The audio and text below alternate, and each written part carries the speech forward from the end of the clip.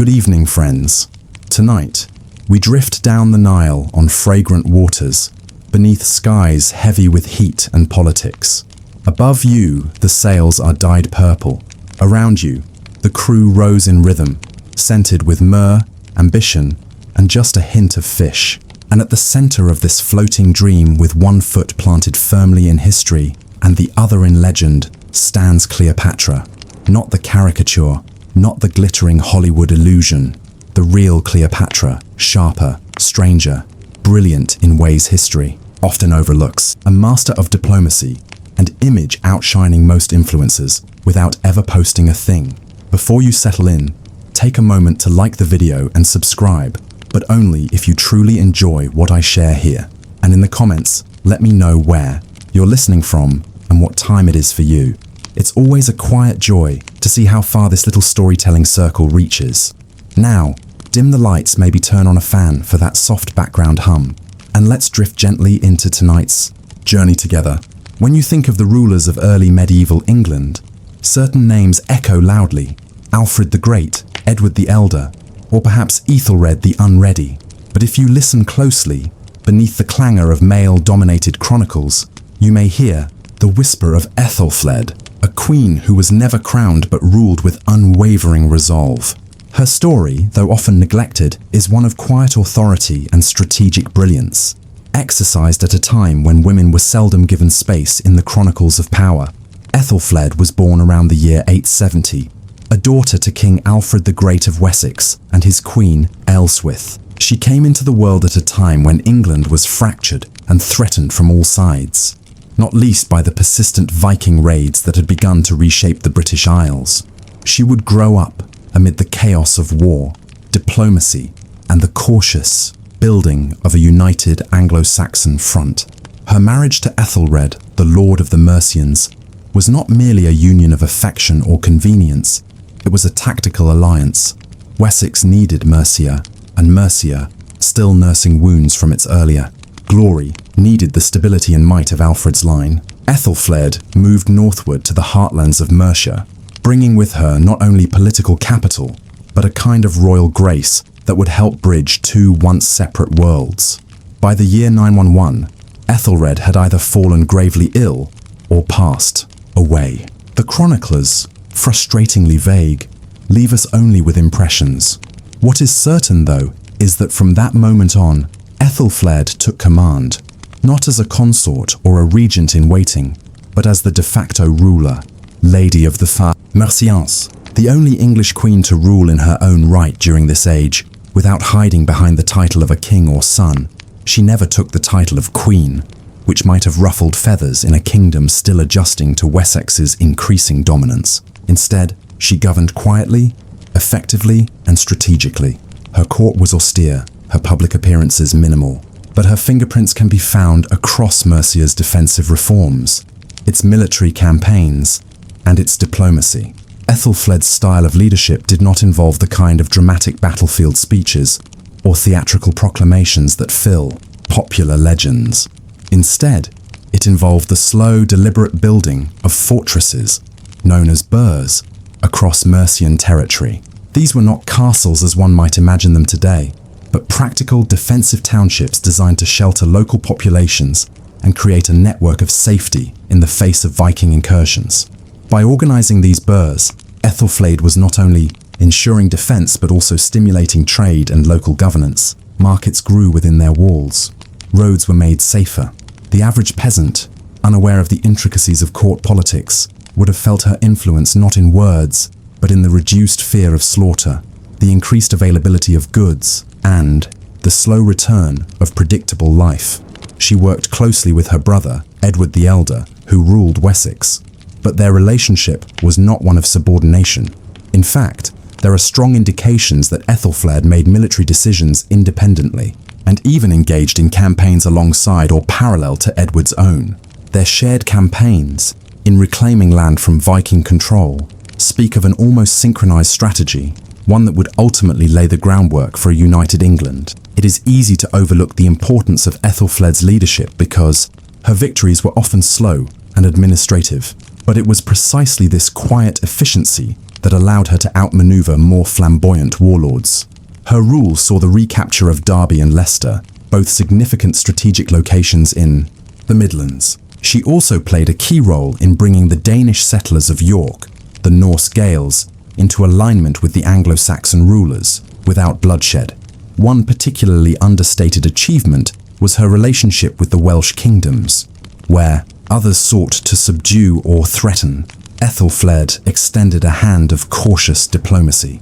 Her policy of quiet respect earned her allegiance and peace from neighboring rulers, who might otherwise have turned against Mercia. Yet, despite these triumphs, the chroniclers often refer to her in passive voice as "she was there" or "she was involved," as if to minimize her agency. Her name is often listed beside others, rarely given its own paragraph, much less its own title. And yet, Mercia held together. Towns were fortified, trade expanded, the people felt safer. Her rule, marked by stability and restraint, stands in contrast to the chaos that so often defined the era. The most compelling part of her legacy may be how little fanfare she demanded.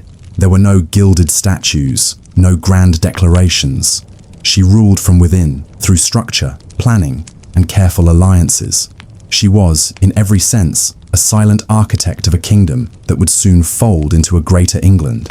And then, in 918, Æthelflæd died. Her daughter Ælfwine briefly took her place, but was soon displaced by Edward. The female line of leadership was quietly folded back into the more familiar structures of male rule. And Æthelflæd, Lady of the Mercians, began to fade from the pages of remembered history. But does her disappearance from royal memory reflect a lack of significance, or a discomfort with a woman who ruled too well?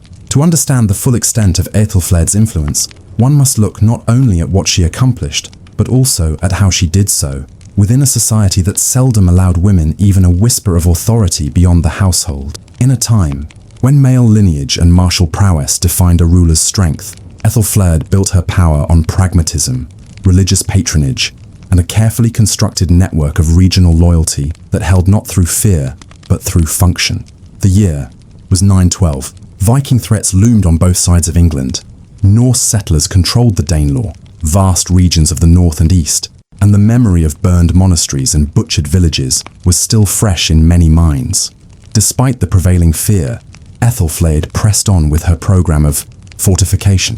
In just a few short years, she oversaw the construction or reinforcement of multiple burhs in places like Tamworth, Stafford, Warwick, and Bridgnorth. These were not merely defensive structures.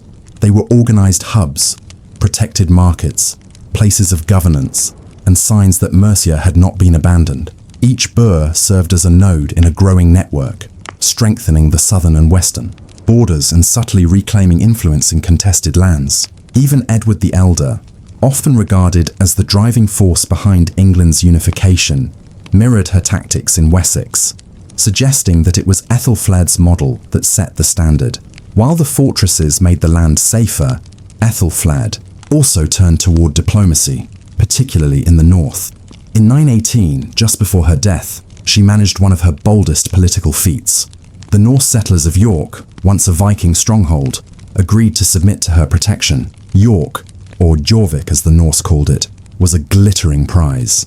Though the agreement was fragile and likely more symbolic than practical, it marked a recognition of Æthelflæd's legitimacy, even among those who had previously pillaged her ancestors' lands. What made this act even more remarkable was that it was achieved without a show of force. No army marched on York, no siege was laid. Instead, through years of consistent rule, the quiet spreading of her influence, and perhaps a well-timed political gesture or promise, Æthelflæd was able to bring one of the most independent-minded Viking cities under Mercian suzerainty, even if briefly. But not all of her influence came through politics or military acumen. Æthelflæd understood the power of religion in a deeply Christian land.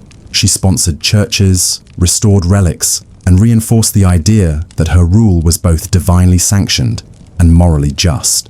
One of her most carefully crafted symbolic actions was the translation of the relics of St. Oswald to Gloucester, a city she had fortified and favoured. Oswald was a revered king saint, and by bringing his remains to a Mercian stronghold, Æthelflæd not only heightened the city's religious importance, but subtly claimed spiritual legitimacy for her reign. Gloucester became something of a home to her, not in the way of palaces, but in the way of legacy. It was there she would eventually be buried, alongside her husband, Æthelflæd. Her tomb was placed within the church she had endowed, allowing future generations to remember her not with grandeur, but with steady reverence. Throughout her time in power, Æthelflæd continued to play a balancing act between assertiveness and caution. Her court avoided extravagance. Her proclamations were measured. She allowed the illusion of shared power with her brother while maintaining the practical independence of Mercia's day-to-day affairs. This diplomatic balancing extended to her daughter, Ælfwine, who had been groomed to follow in her mother's footsteps. When Æthelflæd died in June 918, Mercia was, for a moment, uniquely poised. A woman had ruled independently for nearly a decade, expanded influence peacefully and strategically, and laid the groundwork for a region that felt both defended and governed. In the immediate aftermath, her daughter Ælfwine was accepted by Mercian nobles as the next Lady of the Mercians. This transition of power, mother to daughter, was utterly extraordinary for the time. It signaled that the people trusted Æthelflæd's legacy enough to continue it. But that trust was not universal. Within a matter of months, Edward the Elder marched north. Without recorded resistance, Ælfwine was taken into custody and removed from power. The chronicles are almost eerily silent on how this unfolded. There was no war, no rebellion, just a subtle erasure.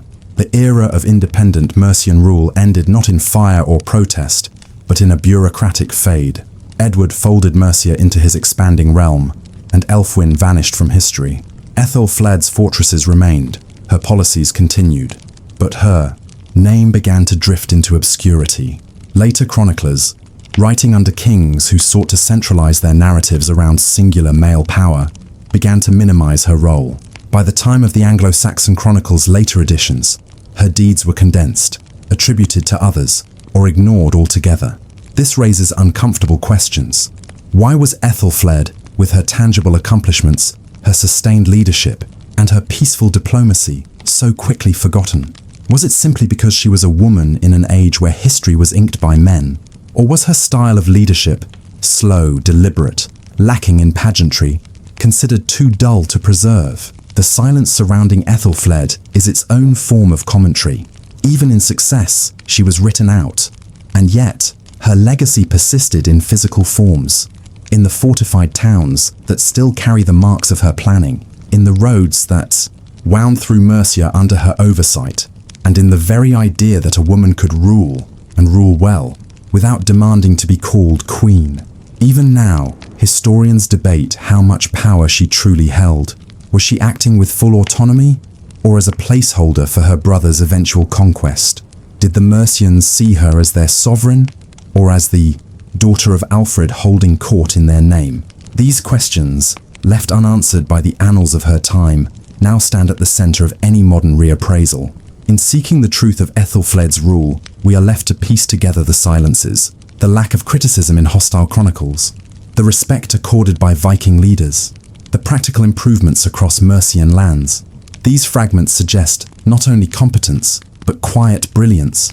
So, in a world where power was often declared, with swords and banners, what does it mean that the most effective ruler of early 10th century Mercia governed with neither? If the strength of a ruler lies in what they leave behind, then Æthelflæd's legacy, though quiet, is one of the most enduring in early medieval England. And yet, it is not found in triumphant statues, poetic sagas, or blood-stained banners. It lies instead in fortified town boundaries, still etched across English soil, in historical records barely bold enough to say her name clearly, and in the very concept that a woman could not only inherit political authority, but wield it, with absolute competence in a time of nearly constant uncertainty. After her death in June 918, the political tide shifted quickly. Her daughter Ælfwine was quietly removed from power by her uncle Edward the Elder, and Mercia, once a kingdom of its own, was absorbed into the larger realm of Wessex. The precise nature of Ælfwine's removal remains a historical blank.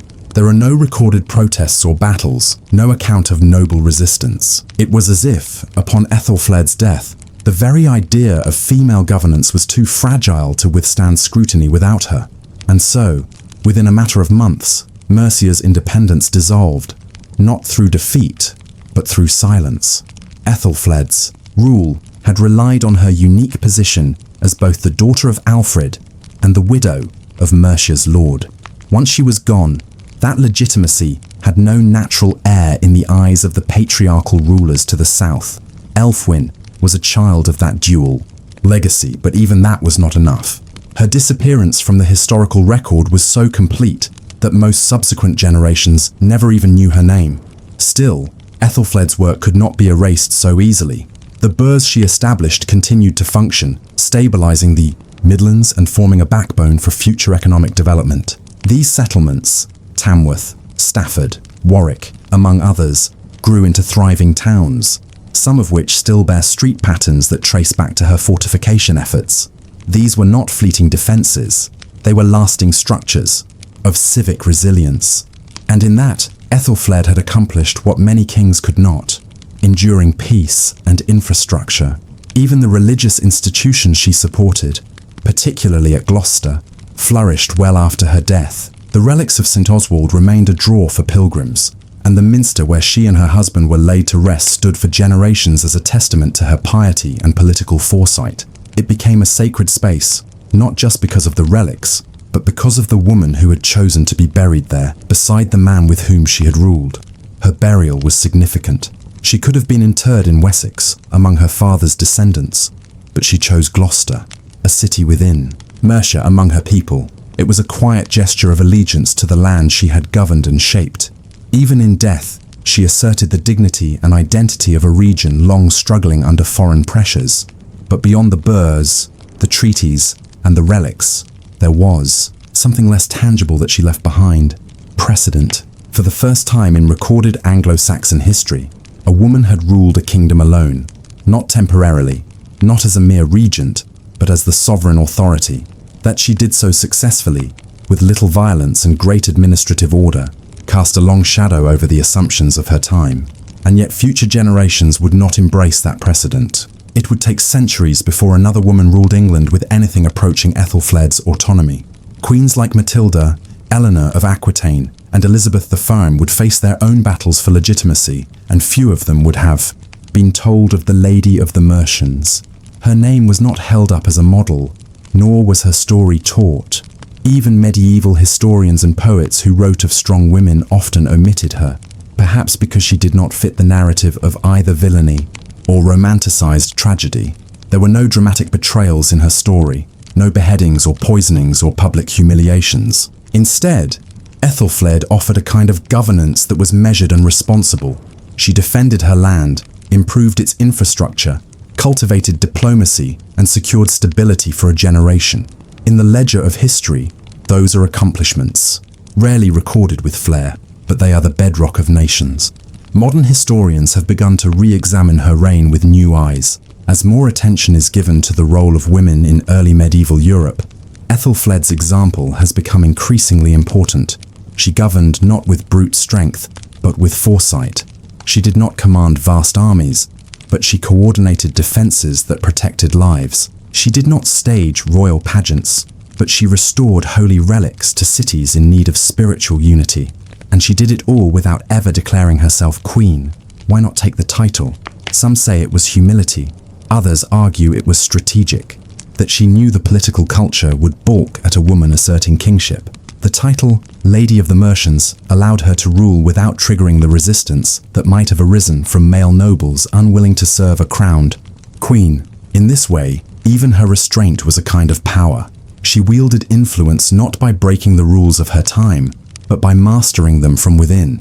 In the end, it may be that Æthelflæd's quiet disappearance from memory was not a reflection of her weakness, but of her strength. A kind of strength that challenged the norms too subtly to be celebrated.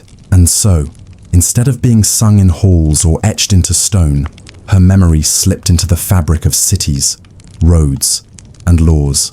And now, more than 1,000 years later, we ask, what other rulers have been lost to silence simply because they did their work too well, too quietly, and without asking for applause? If you listen closely to the history of medieval England, you'll sometimes hear the snarl behind the silence, the faint echo of a queen who waited, watched, and then struck. Her name was Isabella of France. She was a daughter of kings, a Queen of England, and the woman who helped bring down a monarchy.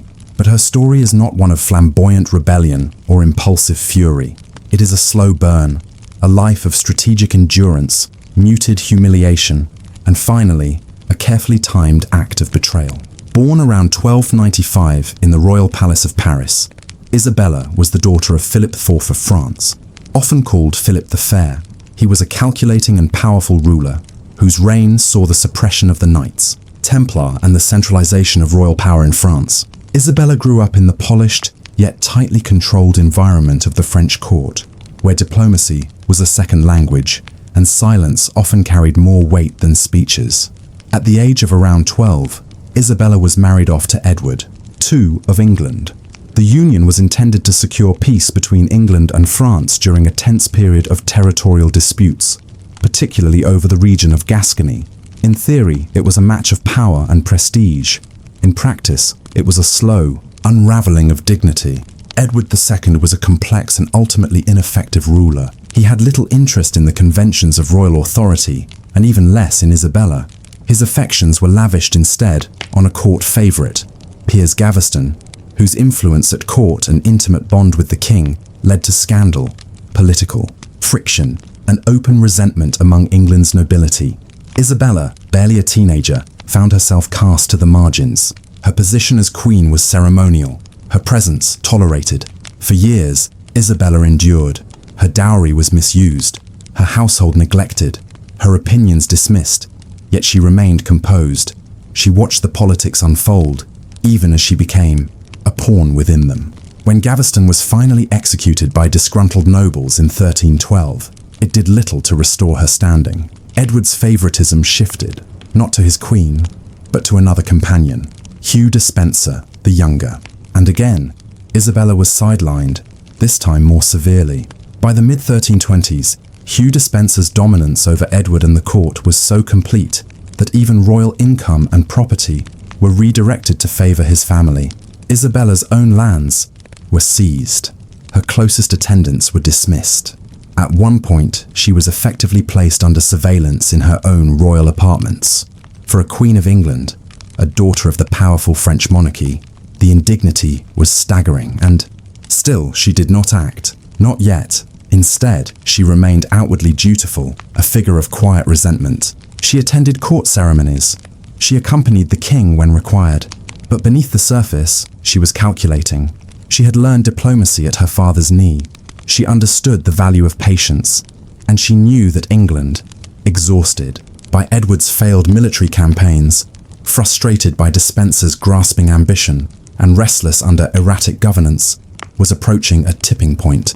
The moment came in 1325. A dispute had erupted once more between France and England over Gascony. Edward was reluctant to travel to France to do homage for the land, fearing instability in his absence.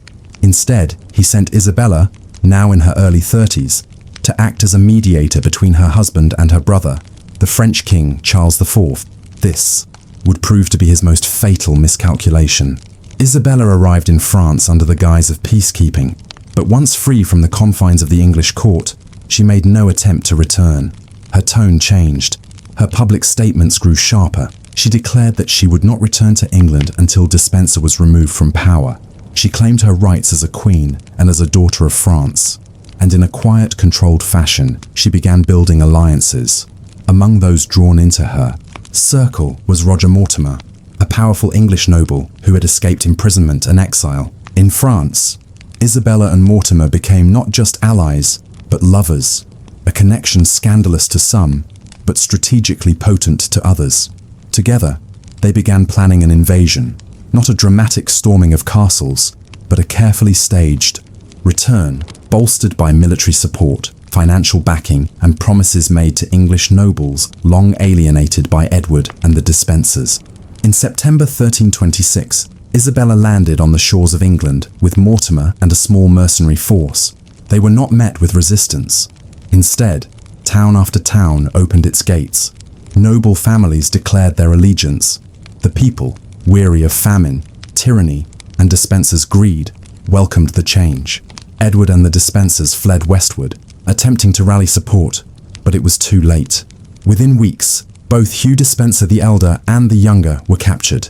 Their executions were brutal and public, a grim punctuation to years of resentment. Edward II himself was seized and imprisoned. No formal trial was held, but under pressure from Parliament and the nobility, he was forced to abdicate in January 1327 in favour of his son, the young Edward III. The former king was placed under increasingly strict custody and died later that year under mysterious circumstances, possibly murdered. Isabella had done the unthinkable. She had overthrown a king. She had led an invasion, rallied public support, and effectively governed the kingdom through her son. And yet, she did not declare herself queen regnant. Like Æthelflæd before her, she ruled in the space between titles, as queen mother, as co-regent, as the power behind the throne. For the first time, Isabella held authority not as a consort, but as a ruler in her own right.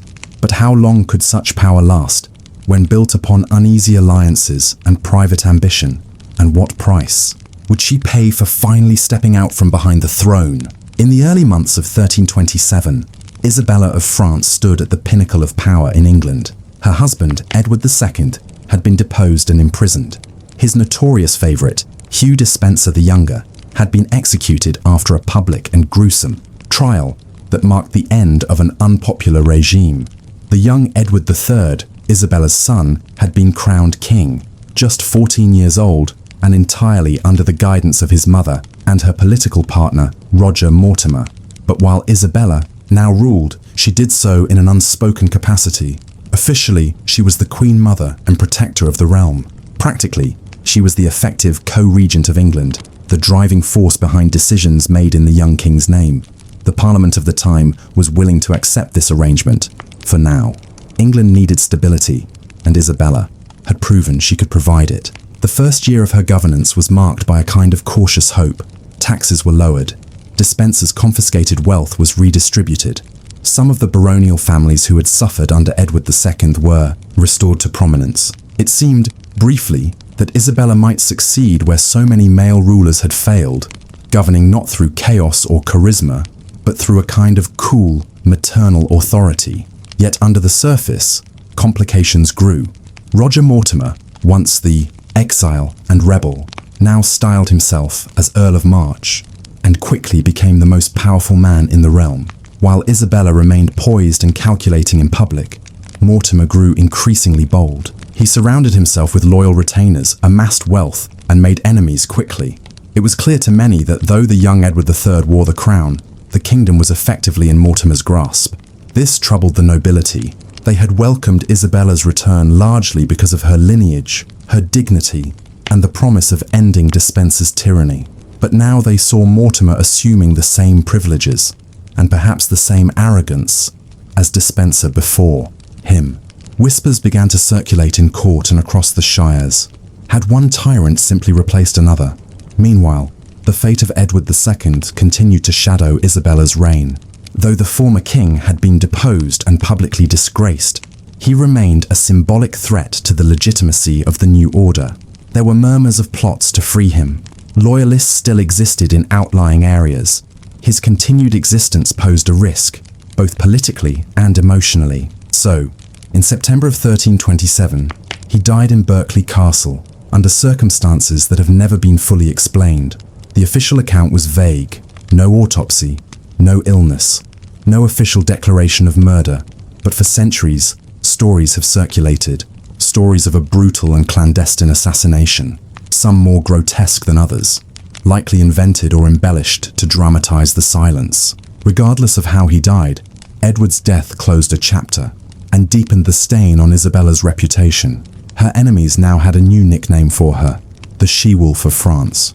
It was not coined in her lifetime, but the sentiment was already building.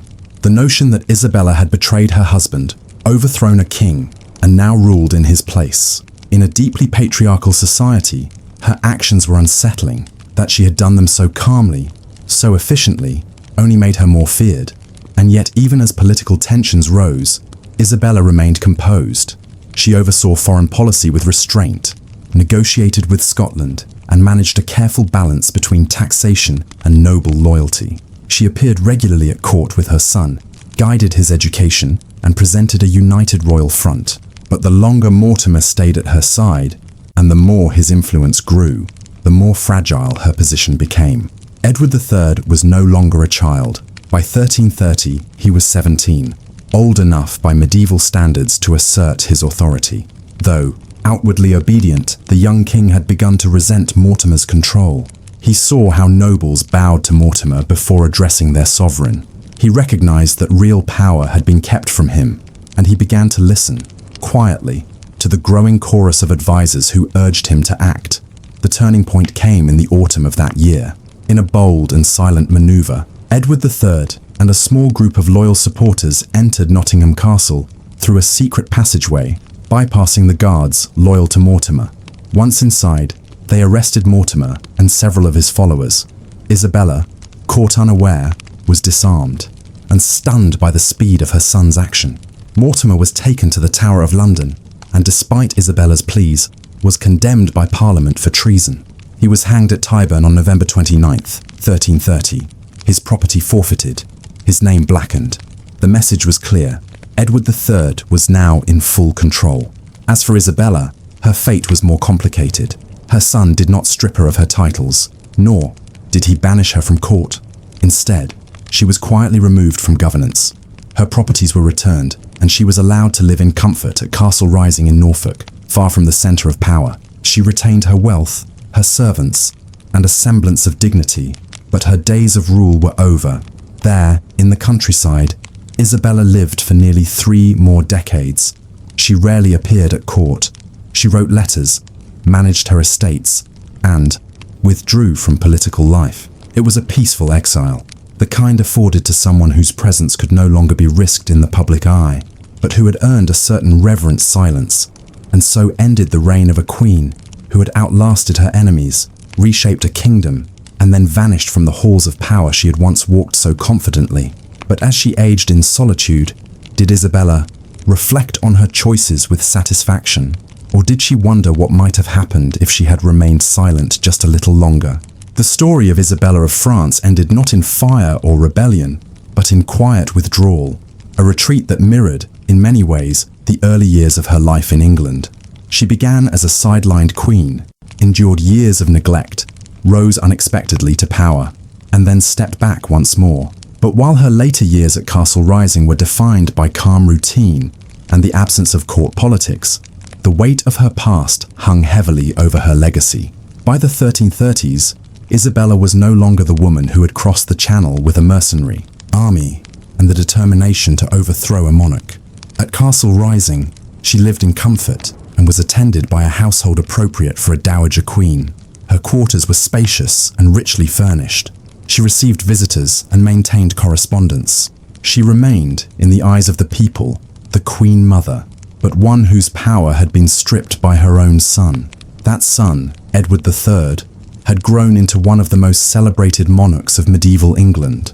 His military campaigns in France, his cultivation of chivalric ideals, and his long, stable reign ensured that his reputation would endure far longer than that of the man he had overthrown. And yet, it was Isabella who had placed him on the throne.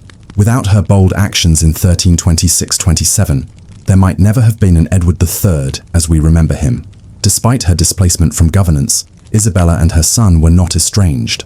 Edward visited her occasionally, sent her generous allowances, and ensured she lived in honor rather than disgrace. In this way, he walked a careful line, protecting the dignity of the monarchy while quietly distancing himself from the more controversial episodes of its past.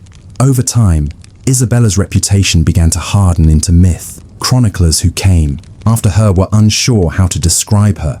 Was she a courageous queen who acted in England's interest when no one else would? Or a vengeful woman driven by personal betrayal and ambition? The truth, as always, sat somewhere in between.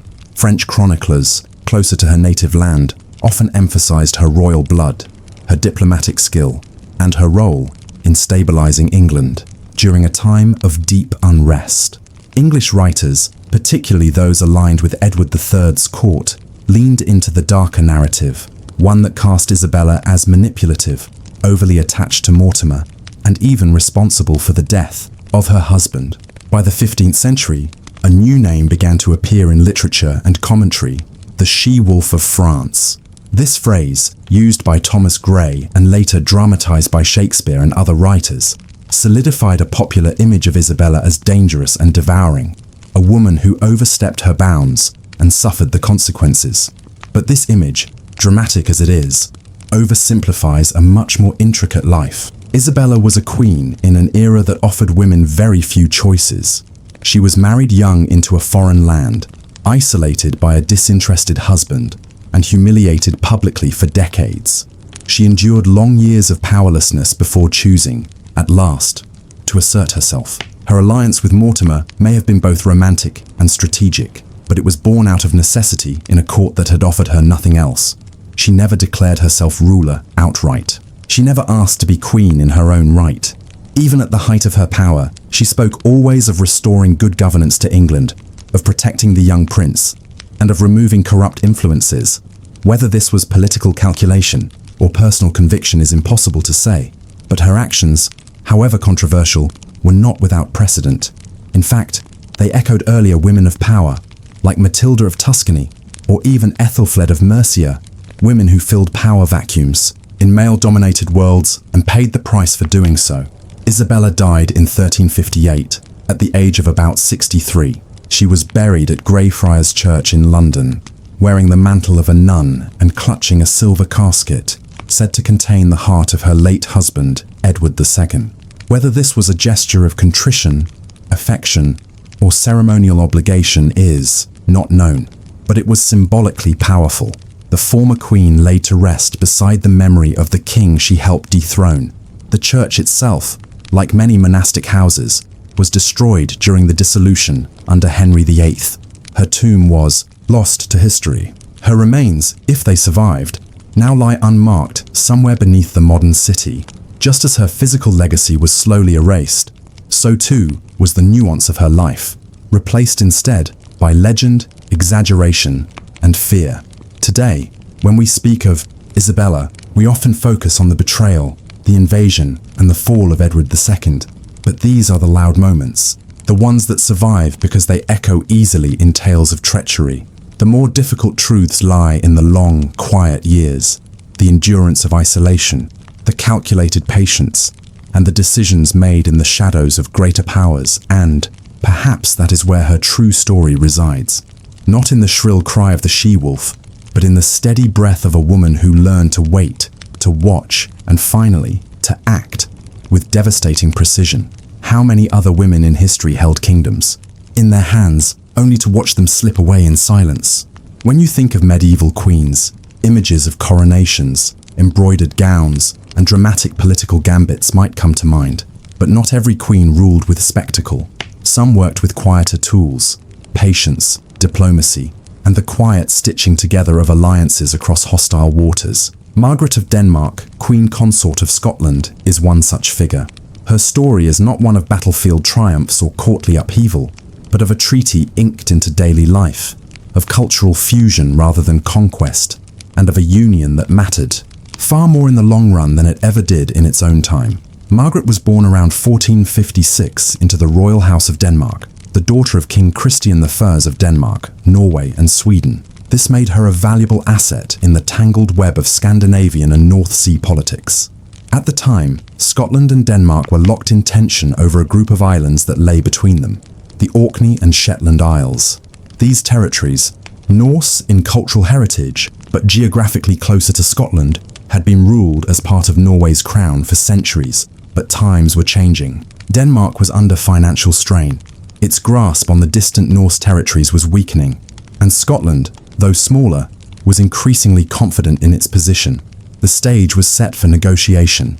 In 1468, Margaret, just about 12 years old, was betrothed to James III of Scotland. The marriage was not a love story. It was a settlement. To secure the alliance, King Christian III agreed to provide a large dowry for his daughter, an impressive sum of 60,000 Rhenish florins. But the money never arrived in full. Instead, as a temporary guarantee, Christian pledged the islands of Orkney. A year later, when the remaining amount was still unpaid, Shetland was added as further collateral, and so, with quiet ceremony and little celebration, Scotland came into possession of the Northern Isles, not through war, but through a marriage contract and an unpaid bill. It would prove to be a territorial shift of long-lasting consequence, and at the centre of it was a young girl, Margaret, who left her Scandinavian homeland and sailed west to become queen of a realm very different from her own. The Scotland she entered was culturally distinct, politically fragmented, and linguistically unfamiliar. Gaelic, Scots, Latin, and Norse dialects mingled uneasily. Margaret arrived with a retinue of Danish attendants and Scandinavian customs that must have felt alien in the stone halls of Scottish castles. But she adapted, slowly, without complaint, and without spectacle. She was married to James III in July 1469 at Holyrood Abbey in Edinburgh. The ceremony was simple by royal standards. James was 15, shy, and bookish. Margaret, still barely a teenager, played her part with quiet poise. She spoke little in public, but she listened. She observed the court dynamics, the struggles among noble factions, and the careful game her husband played between tradition and centralization. Her role was primarily ceremonial at first, to bear heirs, to support her husband at court, and to represent Scandinavian interests where needed. But within these confines, she found subtle ways to make herself known. She maintained contact with her Danish kin, encouraging cultural and trade exchanges. She introduced northern styles of dress and ornamentation to the Scottish court, and she established a small but resilient Danish presence in Edinburgh and Stirling. Through her household, she brought new artisans and customs, not grand reforms, but quiet refinements that lingered in Scottish culture long after her death. Margaret's true strength, however, was in her ability to maintain stability in a court that was anything but stable. James III's reign was troubled from early on. The king's interests in astrology, alchemy, and architecture led many of his nobles to question his priorities. He often clashed with the powerful families who expected a more traditional warrior king.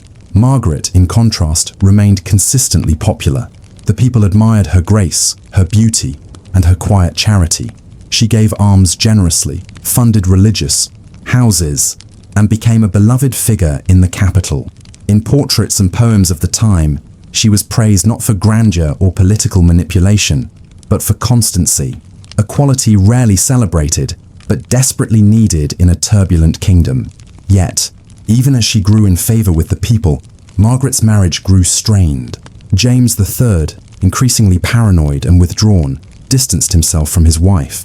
He favored certain courtiers over his own family. He developed odd habits, isolating himself in remote castles, avoiding noble assemblies, and focusing his energy on esoteric studies rather than governance. Margaret found herself once again sidelined, though this time within her own court. Like Isabella of France before her, she knew the sting of royal exclusion.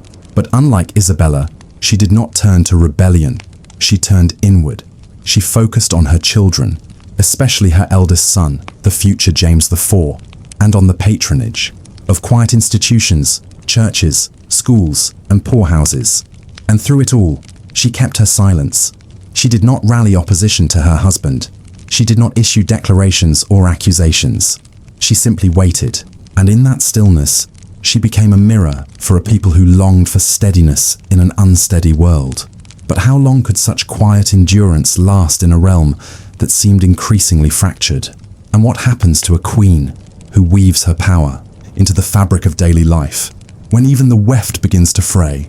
By the mid-1470s, Margaret of Denmark was no longer the young bride of a foreign king. She had grown into her role with dignity and self-possession. In a court defined by rising tensions and political instability, she remained a rare figure of calm, and though her voice was seldom recorded in the great records of state, her influence was there, not in speeches or battles, but in the day-to-day rhythms of royal life, in the presence she maintained in Edinburgh and Stirling, and in the steadiness she brought to a shifting crown.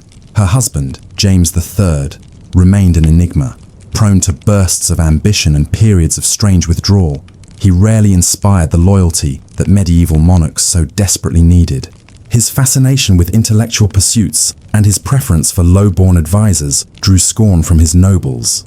Many resented his closeness to musicians and foreign craftsmen, seeing it as an insult to their own noble standing. The king seemed out of step with his realm, distracted, increasingly paranoid, and detached from the needs of his people. Margaret, by contrast, paid attention. She moved through court with discretion, watching the discontent build. She understood the weight of her silence. Where James alienated, she soothed. Where he lectured or ignored, she quietly supported those around her. Her Danish retinue, once seen as foreign intruders, had long since been absorbed into the fabric of the court. Her presence reminded the Scots of a time when peace had been secured, not through conquest, but through alliance. And in many ways, Margaret still served as a living symbol of that alliance. Her marriage had secured Scotland's hold on the Orkney and Shetland Isles, territories that remained under Scottish control to this day. It was a rare example of land acquisition through diplomacy rather than warfare, but it also tethered her legacy to something deeper. The idea that a queen's value might not lie in how loudly she spoke, but in the stability she sustained. Behind the scenes, Margaret's attention shifted increasingly to her children. She had 3 sons, James, Alexander, and John. She recognized early that the kingdom's future lay not with her husband's whims, but with the boy who would become James IV. She oversaw her sons' early education and ensured they were raised with a greater sense of political awareness than their father had ever displayed. Yet despite her focus on the future, the present grew more difficult. James III's paranoia deepened. His efforts to centralize power around a narrow circle of favorites led to a growing rift with the nobility. He quarreled with his brothers, imprisoned one, and likely arranged for the death of another. His distrust extended even to his eldest son, the future king, whom he began to isolate. Margaret, dismayed but still diplomatic, tried to remain in the middle, neither siding fully with the king nor with the nobles. But this position became harder to maintain as James's grip on the realm weakened. In 1479, the Scottish court was rocked by another scandal. James accused one of his own brothers of treason, a charge many believed to be politically motivated. The brother, the Earl of Mar, died in suspicious circumstances shortly afterward, likely from mistreatment or quiet execution. Margaret could no longer pretend not to see the danger. She began to distance herself from her husband's rule in quiet, unmistakable ways. She spent less time at court and more time in her private residences. Her correspondence with Denmark became more frequent, and though she made no public declarations, her withdrawal was noticed. The people still loved her. Among the poor and in the monasteries, she was known for her charity and discretion. Her Danish manners had softened over the years, blending with Scottish expectations. In her silks and northern furs, she had come to represent something larger than just a foreign bride. She was stability personified, but her health began to decline in the late 1470s. Whether from stress, chronic illness, or some quiet internal battle, she grew weaker. In 1486, she died at the age of around 30, just as her eldest son was reaching adulthood. Her funeral was modest, in keeping with her character, and her death was mourned not just by courtiers, but by the common people who had come to see her as a counterweight to a king they increasingly distrusted. James III, having lost his most stabilizing influence, became even more erratic. Within 2 years, he would be at war with his own son, James IV. The young prince, supported by factions of the nobility and driven by frustration, would take the field at the Battle of Sauchiburn in 1488. James III was killed, possibly while fleeing the battlefield, or, as some rumors suggest, murdered afterward under uncertain orders. James IV would later carry deep guilt for his father's death. As king, he wore a penitential belt of iron beneath his clothes for the rest of his life, a private symbol of remorse. But he also carried forward the better part of his heritage, the sense of diplomacy and cultural openness that his mother had embodied. Under James IV, Scotland flourished. The court became a centre for music, poetry, and education. Relations with foreign powers stabilized, and though he rarely spoke of her, Margaret's influence could be seen in his policies, in the way he blended reform with tradition and diplomacy with strength. Margaret of Denmark was never a warrior, never a ruler in name.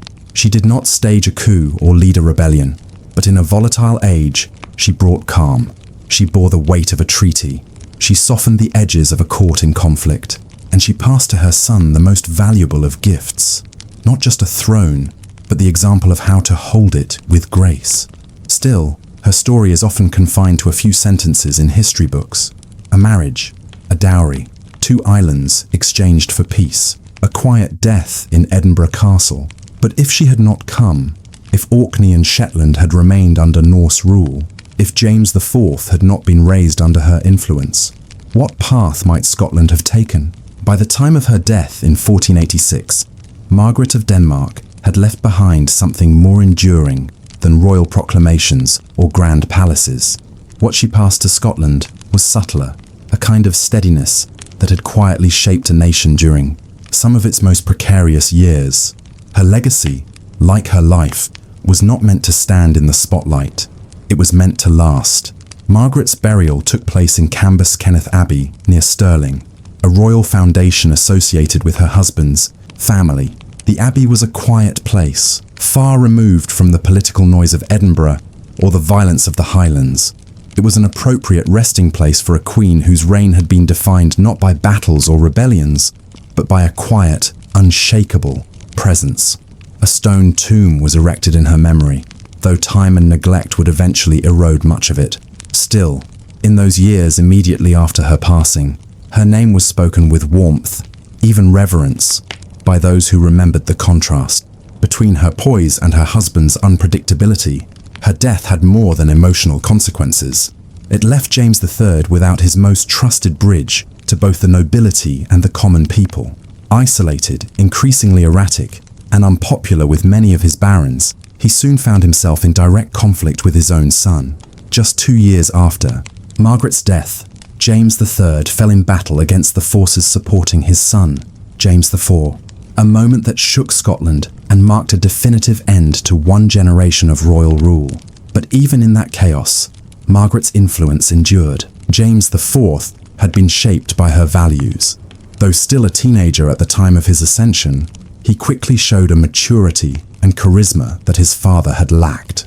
He reformed the justice system, supported learning and the arts, and maintained stronger relations with foreign courts. The foundations for that rule, careful balance, cultural openness, and royal restraint, had been quietly modelled by Margaret during his formative years.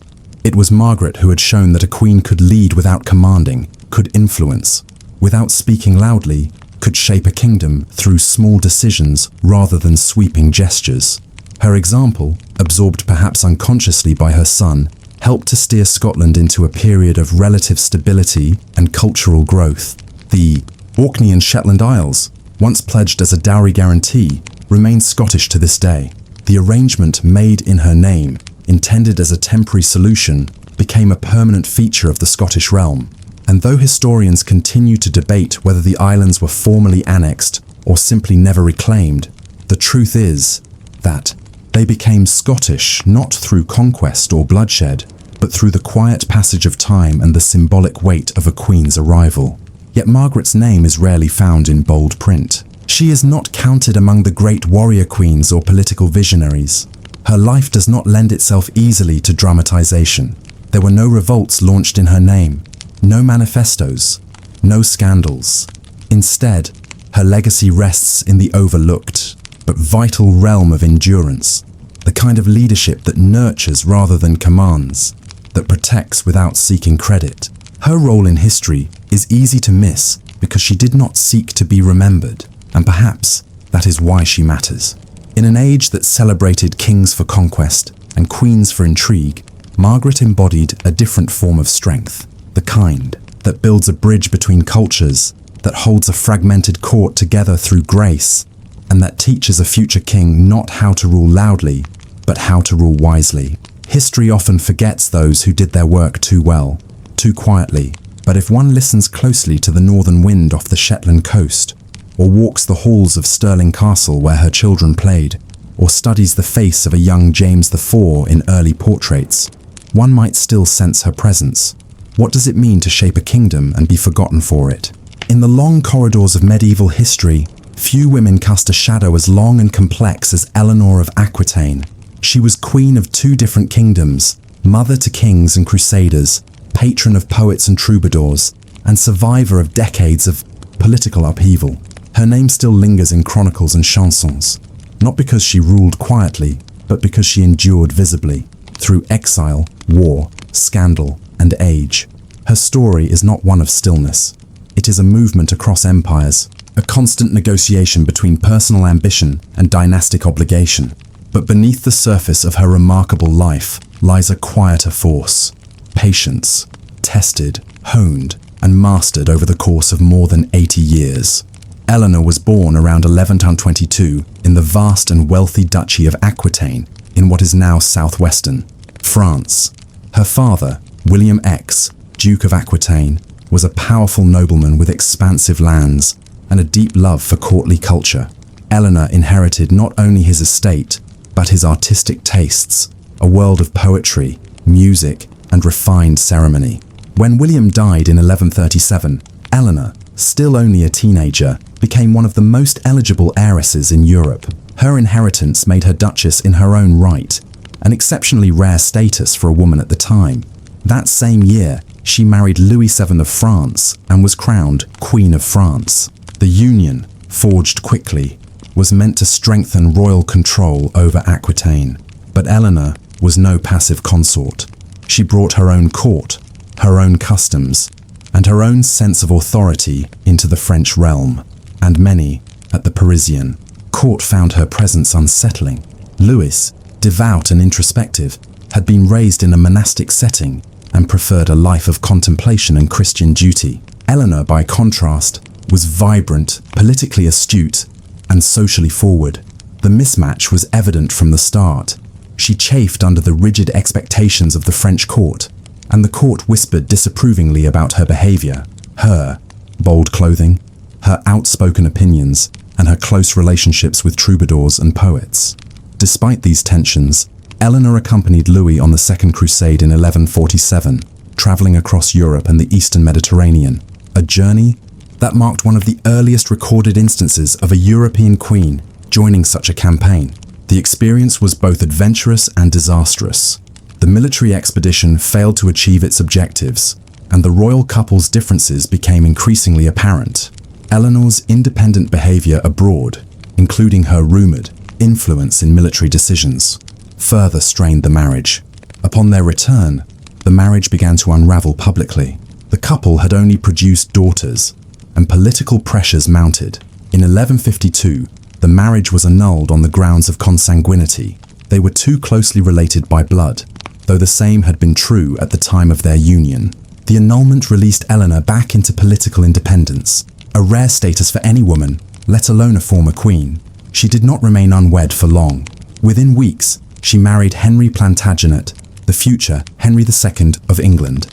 It was a brilliant and strategic move. With this alliance, Eleanor became Queen of England, and her vast Duchy of Aquitaine became part of the growing Angevin Empire. Henry was 11 years younger than Eleanor, ambitious, vigorous, and brilliant. Their union created one of the largest political territories in Western Europe, stretching from the Scottish borders to the Pyrenees. But if Eleanor hoped for more control under her second husband, she would find herself once again sidelined. Henry II, energetic and centralizing, rarely tolerated dissent, even from his queen. For the next decade, Eleanor bore him children, 5 sons and 3 daughters, and managed her lands in Aquitaine with intermittent authority. But her influence at court was limited, and her independent spirit increasingly clashed with Henry's dominance. By the 1170s, their relationship had fractured.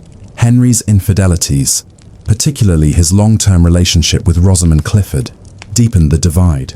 Meanwhile, their sons began to rebel, seeking autonomy and titles their father withheld. In 1173, Eleanor supported a revolt by her sons, Henry the Young King, Richard, and Geoffrey, against their father's rule. It was a bold and dangerous move. The revolt failed.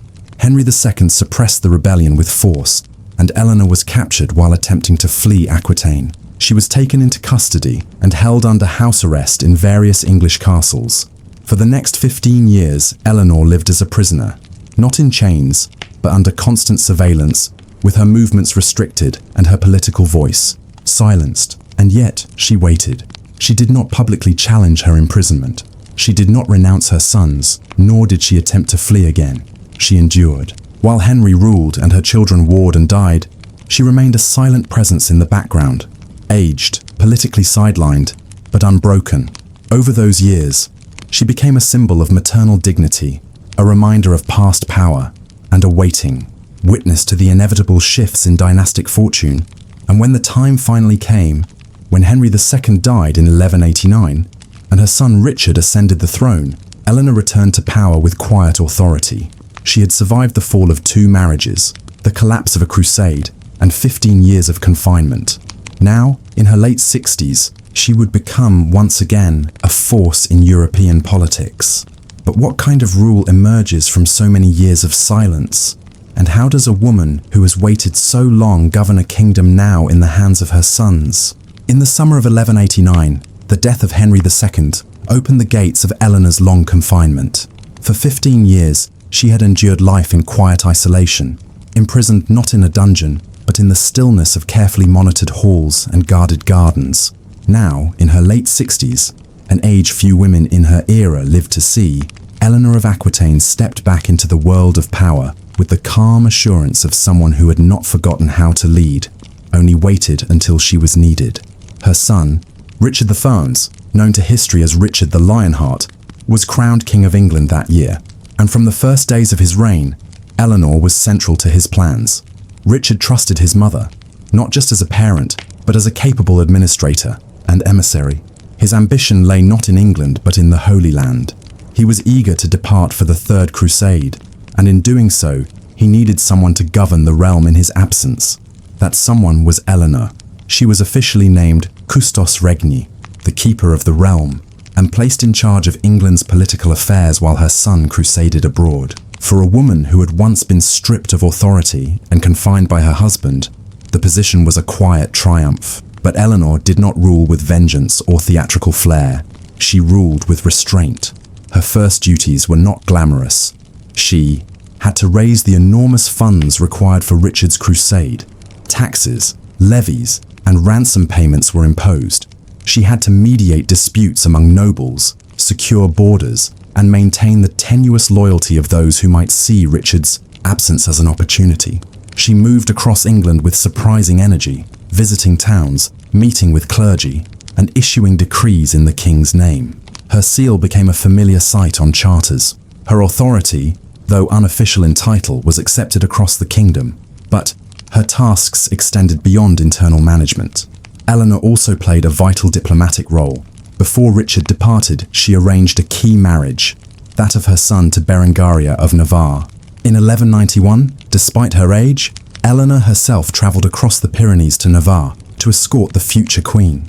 She crossed dangerous terrain, negotiated with foreign courts, and brought Berengaria all the way to Sicily, where Richard was preparing for the crusade. Though the two women were very different, Eleanor understood that appearances mattered. The union served to bind Richard to the Iberian kingdoms and secure alliances that would matter both during the crusade and after. All the while, Eleanor remained, aware of the simmering threat behind the scenes.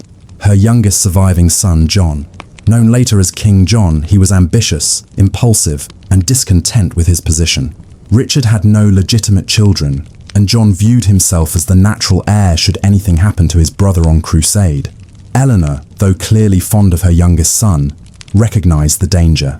She worked tirelessly to keep him loyal, assigning him land, moderating his ambitions, and intervening when he moved too close to outright rebellion. But the test came in 1192. Richard, returning from the Holy Land, was captured in Austria and held for ransom by Emperor Henry VI. The ransom was staggering, 150,000 marks, nearly 3 times the annual income of the English crown. It fell to Eleanor to raise the funds and negotiate his release. She took up the burden without complaint, travelling again, appealing to the nobility, ordering the collection of silver, and corresponding with courts across Europe. Her age did not slow her. Her patience had long since matured into discipline. When Richard was finally released in 1194, it was Eleanor who met him in Germany and escorted him back to England, a queen mother who had held a kingdom together while its king fought abroad, and who ensured his return through sheer administrative force. But Eleanor's trials were not over. Just 5 years later, in 1199, Richard died from an infected wound sustained during a minor siege in France. He was 41. Once again, the English crown faced uncertainty. John, now the last surviving son of Eleanor, became king, but he inherited not only a throne, but a fractured empire, barons angry, foreign lords defiant, and a realm stretched, thin by years of war and taxation. Eleanor, now nearing her late 70s, could have retired completely. She had ruled, crusaded, negotiated, and buried most of her children. Few would have begrudged her a final retreat to the abbey she had once endowed. But once again, she rose to meet the moment. In 1200, she travelled across the Pyrenees once more, this time to Castile, to arrange the marriage of her granddaughter, Blanche of Castile, to the heir of the French throne, the future Louis VIII. This union would go on to produce one of the greatest kings of medieval France, Louis IX, and would bind the houses of Plantagenet and Capet in an uneasy but crucial truce. On her return journey, Eleanor was caught in a minor military skirmish and took refuge in the monastery at Fontevraud. It was here, in this quiet corner of Anjou, that she would finally withdraw from the world of courts and campaigns. She lived the last few years of her life in the abbey, where she read, prayed, and watched as the final embers of the Angevin Empire faded. When she died in 1204, she was in her early 80s, an extraordinary age for any person at the time, let alone a woman who had travelled continents, birthed 10 children, led armies, and negotiated with kings and emperors. She was buried beside Henry II and her son Richard at Fontevraud Abbey. 3 great stone effigies lie side by side: the Queen, the king she once defied, and the son she helped bring back from captivity. Her tomb shows her with a book in her hands. Not a sword, not a scepter. It is a fitting tribute. For Eleanor ruled not by brute strength, but by intellect, memory, and the resilience earned through years of survival. Still, in modern memory, she is often remembered as the glamorous Queen of Troubadours, the bold Duchess, the scandalous rebel. But these are only fragments. The fuller truth is quieter. It is found in her letters, her long marches across Europe, her ability to wait through silence, and her instinct to act only when the time was right. What does it say about power that one of the most enduring queens in history left behind no single kingdom of her own, only a trail of bridges she built across generations? At Fontevraud Abbey, where the vines curled quietly over limestone and the hush of cloisters muted the outside world, Eleanor of Aquitaine spent her final days not in the echoes of triumph or scandal, but in the stillness she had earned. It was here, among the abbey's cool corridors and flickering candlelight, that one of medieval Europe's most powerful women took her last breath. But the story of Eleanor does not truly end in death. Like the poetry she patronized in her youth, her legacy flows in undercurrents, in the verses of troubadours, the marriages she arranged, and the rulers she raised. She had outlived nearly everyone who had once tried to control or contain her. Louis VII of France, her first husband, died in 1180, long before her own final chapter. Henry II of England, her second husband, died estranged from her, outmaneuvered by the very sons she had helped shape. Of her 10 children, she buried 7. Only John, King of England, and Eleanor, Queen of Castile, outlived her. Even Richard the Lionheart, whose reign she had fiercely protected, was gone by the time she retired to the abbey. And yet, her web of influence endured. Eleanor's daughters had become queens in their own right. Her granddaughters and great-granddaughters filled courts from England to Sicily to Castile. Her granddaughter Blanche of Castile, whom she escorted across mountains to wed the French heir, would later become one of the most formidable queens regent in French history. The dynasty Eleanor helped to forge, through diplomacy, marriage, and sheer longevity, left a living thread across every major royal house of Western Europe. But it was not only royal blood that she passed on, it was also a legacy of cultural refinement. The court of Aquitaine, where Eleanor was raised, had long been a centre of poetry and performance. She brought with her a love of language and literature, a patronage of the arts that helped to spark what many later called the courts of love, salons of noble women who debated themes of chivalry, romance and virtue, while scholars now debate the historical accuracy of these gatherings. it is undeniable that Eleanor championed a form of female voice in the public sphere, one that, even if soft, insisted on being heard. She had once travelled as a crusader, a queen riding, at the head of her own retinue, in armour across dangerous roads. She had ruled as regent, negotiated with popes and emperors, secured treaties, and safeguarded succession. She had known betrayal, exile, and disgrace, and through it all, she had waited, not passively, but with endurance. In that long waiting, Eleanor achieved something that few rulers ever do. She became a memory that outlasted kingdoms. The Angevin Empire, which she helped to build with her second marriage, did not survive the century. By the time of her death in 1204, large swathes of territory in France had been lost to the French crown. Her son John would go on to lose even more, including Normandy, and his reign would sow the seeds of rebellion that led to the Magna Carta. The great dream of a transcontinental empire that began with her dowry slowly collapsed under its own weight. But Eleanor had never tied her entire legacy to borders. She understood, perhaps better than her husbands or sons, that power was not always about land. Sometimes it was about relationships, about the stories people told, the alliances carefully arranged, the generations shaped by example rather than edict. It is telling that her tomb shows her not in prayer, as most royal effigies of the time did, but holding a book, a symbol of her patronage, her intellect, and perhaps the inner world she guarded so closely throughout her turbulent life. That image, a queen with a book, is rare in the medieval record, but it suits her. Today, Eleanor of Aquitaine is remembered in many forms. In literature, she appears as a cunning figure, a regal matriarch, a romantic heroine. In academic histories, she is studied for her rare autonomy, her political acumen, and her endurance. But the most striking aspect of her legacy may be how long she remained relevant, not just alive, but active, shaping policy, arranging marriages, negotiating peace. Few women in history have lived lives so long and so interwoven with the fates of nations. And yet for all her achievements, her name still sits awkwardly in many histories, half legend, half shadow. She ruled too well to be dismissed, but too independently to be comfortably included in the linear histories of kings. So where does Eleanor belong? Not quite as a saint, though she was deeply religious. Not quite as a rebel, though she defied her husband and backed rebellions. Not quite as a sovereign, though she ruled vast lands in her own name. She belongs perhaps in the narrow margins of power where women worked, persistently, quietly, and often without credit, to shape the course of history. And in those margins, Eleanor shines brighter than most. She did not conquer kingdoms, but she outlasted them. She did not always speak loudly, but she never stopped listening. And in the silence of Fontevraud, where the abbey bells still ring softly over her resting place, the patience of a lifetime, once tested and refined, now finally rests.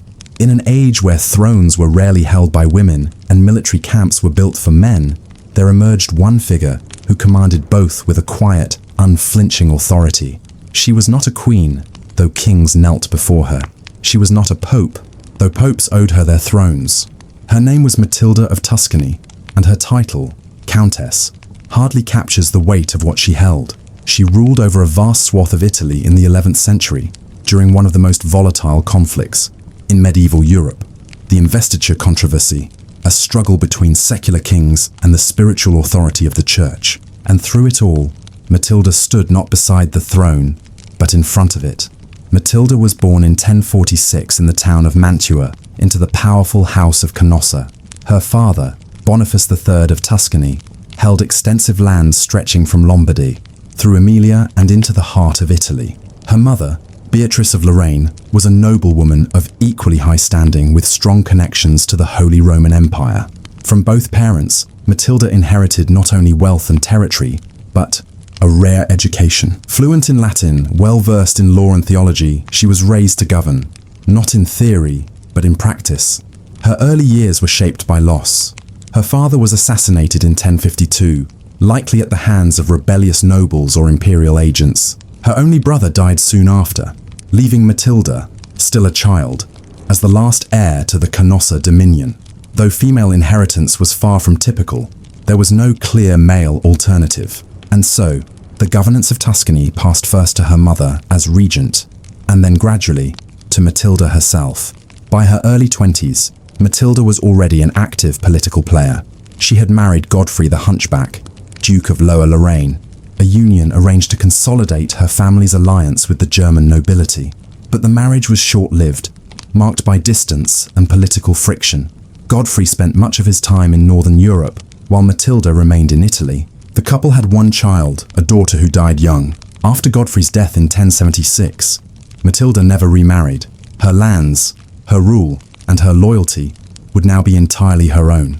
It was during this period that the investiture controversy erupted, a monumental struggle between Pope Gregory VII and the Holy Roman Emperor Henry IV over who held the right to appoint bishops. At first glance, the dispute may seem distant, perhaps even dull, a quarrel over clerical offices and ceremonial authority. But beneath it lay a question that shook the very foundation of medieval order. Who ruled Christendom? The sword or the crozier? Matilda chose her side early and clearly. She supported the Pope. This was not merely a matter of faith. Matilda was deeply religious, yes, but she also understood the political significance of choosing Rome over the empire. Her territories lay at the heart of Italy, a strategic corridor for both armies and messages moving between the north and the Holy See. By pledging herself to Gregory VII, she positioned her lands as a shield for the papacy and a thorn in the Guise emperor's flank. Henry IV, meanwhile, was struggling to maintain control. His nobles were rebelling, his legitimacy questioned, and the Pope had excommunicated him, a spiritual sentence that in the 11th century carried deep political consequences. In January 1077, in a dramatic turn, Henry crossed the Alps in the dead of winter to seek absolution. He arrived at Canossa, Matilda's ancestral fortress, where the Pope was staying under her protection. For 3 days, Henry waited barefoot, in the snow outside the castle gates, wearing a hair shirt in penitence. Only after Matilda interceded did the Pope agree to meet with him. This scene, now known simply as the Walk to Canossa, became one of the most iconic moments in medieval history. A king humbled before the church, and Matilda standing quietly at the center. She did not speak the loudest.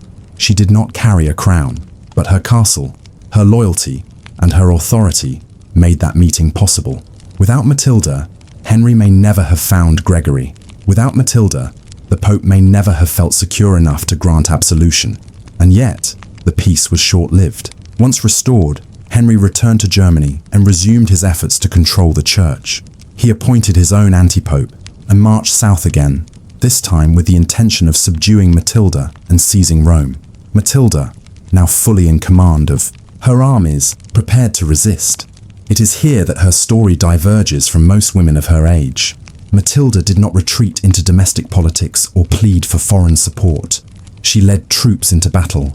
She fortified castles, directed strategies, and harried imperial forces across the Apennines. Her military skill was never theatrical. There are no grand speeches or cinematic charges, but it was persistent. She knew the terrain. She understood her people, and she knew that time, geography, and morale could defeat even the strongest invading army. The war between empire and papacy raged for decades. Territories were won and lost. Bishops were installed and removed. Castles were burned and rebuilt. And through it all, Matilda remained, a rare constant in a continent unraveling. She held her ground with the patience of someone who understood that the true struggle was not for this bishopric or that city, but for the idea of where power should reside. She was not merely defending the Pope. She was defending the autonomy of spiritual authority, the independence of local rule, and perhaps most personally, her right to govern without the sanction of a male superior. But even the strongest endurance is tested. In the early 1090s, Henry IV returned once more with an army, this time accompanied by his anti-pope. Rome fell to him. Pope Gregory fled. Matilda, retreating to her mountain fortresses, refused to surrender. Her resistance continued in the countryside. Raids, ambushes, slow attrition, and always her cause remained. The rightful pope, the independence of the church, and the preservation of her lands. How long could a woman rule against the will of an emperor?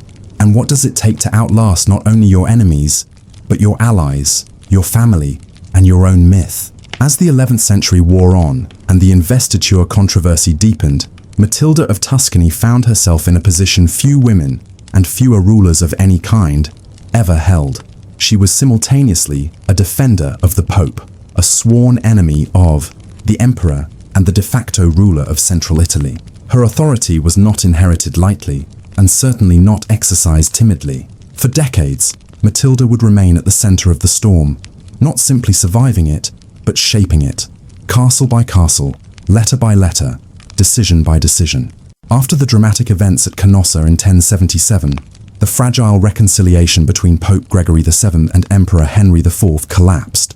Henry soon returned to Germany, regrouped, and by the early 1080s was once again invading Italy with a new anti-pope, Clement III, in a direct challenge to Gregory's authority. Rome, under siege and fractured by competing loyalties, eventually fell to imperial control in 1084. Pope Gregory VII, forced into exile, fled south to the protection of the Normans. Matilda, even then, did not abandon her allegiance. She never turned her back on Gregory, despite political pressure and military losses. Her loyalty was unshakable, and not just out of political calculation. She believed in the reformist vision that Gregory championed, a church free from lay, investiture, independent from secular interference.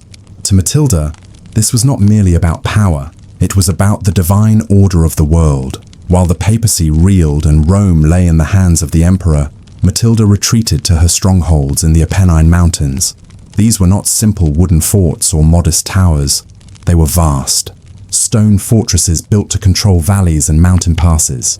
Her dominion was threaded with these fortified outposts: Canossa, Montebaranzoni, Carpinetti, and countless others. She commanded a network of highland defenses so effective that, despite imperial superiority in numbers and arms, Henry's forces could not fully subdue her territory. Throughout the 1080s and 1090s, Matilda played the long game. She knew her mountains, she knew the loyalties of her people, and she knew how to delay and disrupt. Her warfare was not about swift victories, but about endurance. Her soldiers used the terrain to their advantage, blocking roads, cutting supply lines, and harassing imperial detachments with deadly regularity. It was not glorious work. There were no grand battles carved in stone or sung in the courts, but it was effective. Henry could not break her. She was often on the move, dressed in armor when needed, issuing charters by torchlight, receiving envoys in field tents, and sleeping in cold stone keeps.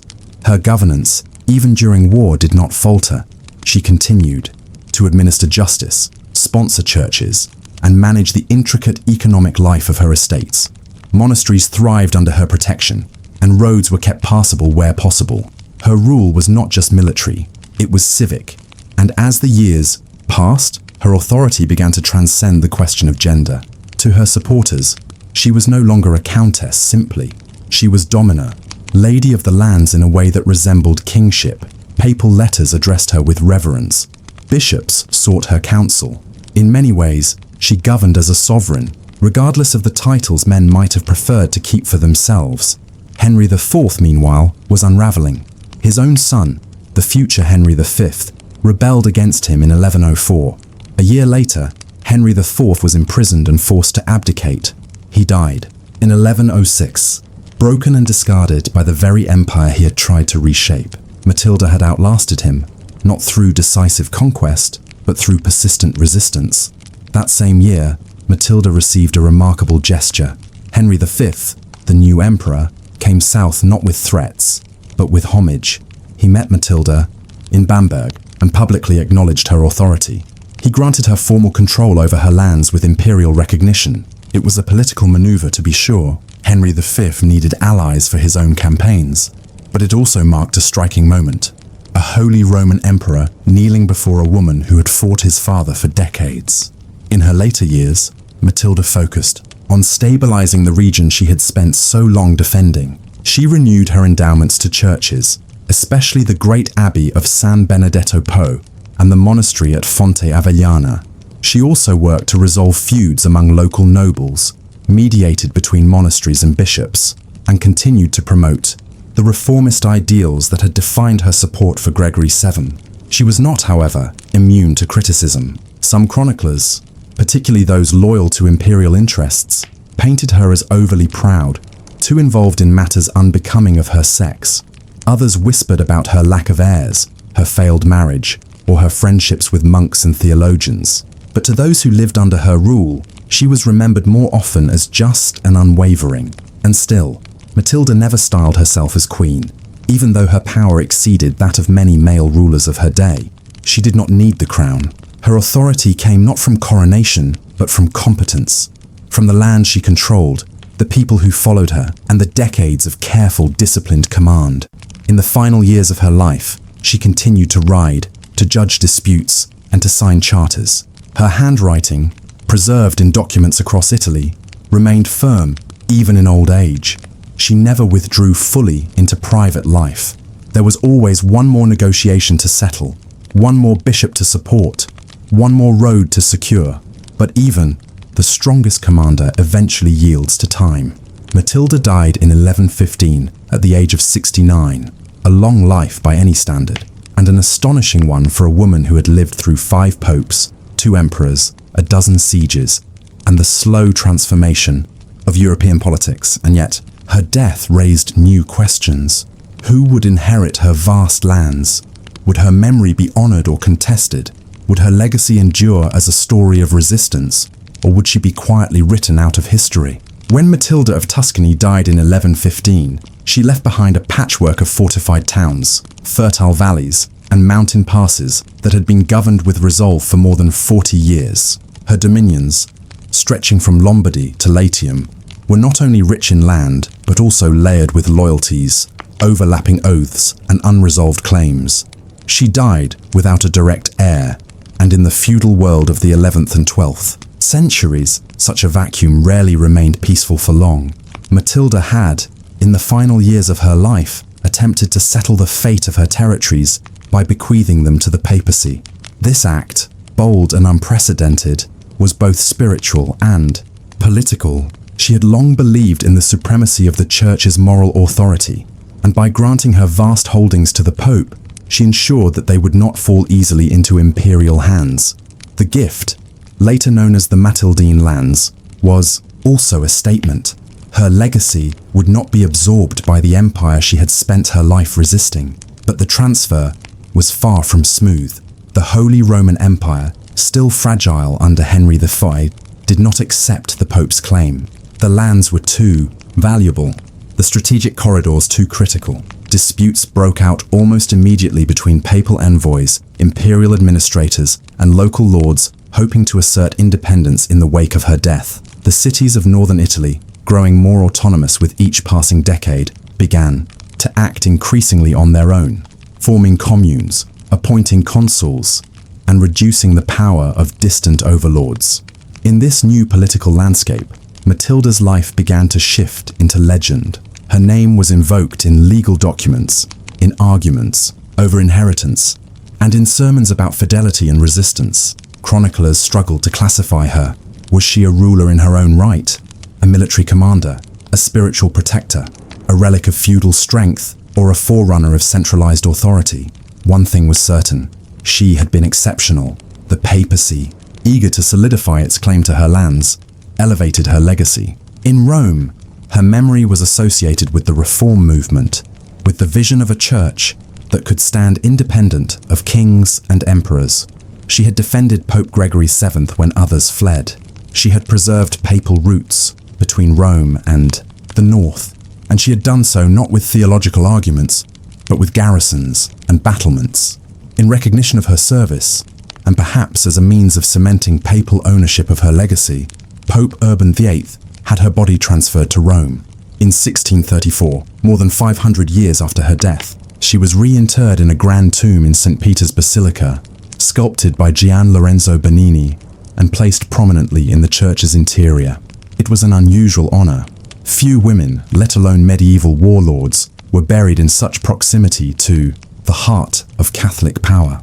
There she lies today, her marble figure resting with a sword at her side, and a gaze that seems almost distant, as though still watching the mountain passes she once defended.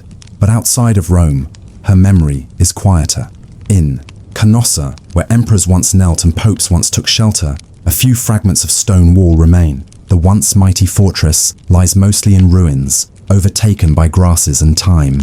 Travelers who walk the steep paths of the Apennines may pass near the foundations of her castles, without realizing they were once battlegrounds in a struggle over who would control the soul of Europe. Modern historians view Matilda with renewed appreciation. She is no longer just a symbol of papal resistance, nor just a footnote in imperial chronicles. She is recognized as one of the most powerful women of her age, not because she rebelled, but because she governed. Her ability to command loyalty over decades, to fund religious institutions, to administer justice across rough terrain, and to survive in a world that offered women little protection.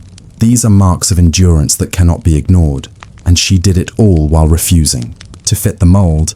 She did not claim to be a king, though she ruled more land than many. She did not marry again for political convenience, though countless matches were offered. She did not build her fame through beauty or lineage, but through unflinching loyalty to her principles and relentless commitment to her people.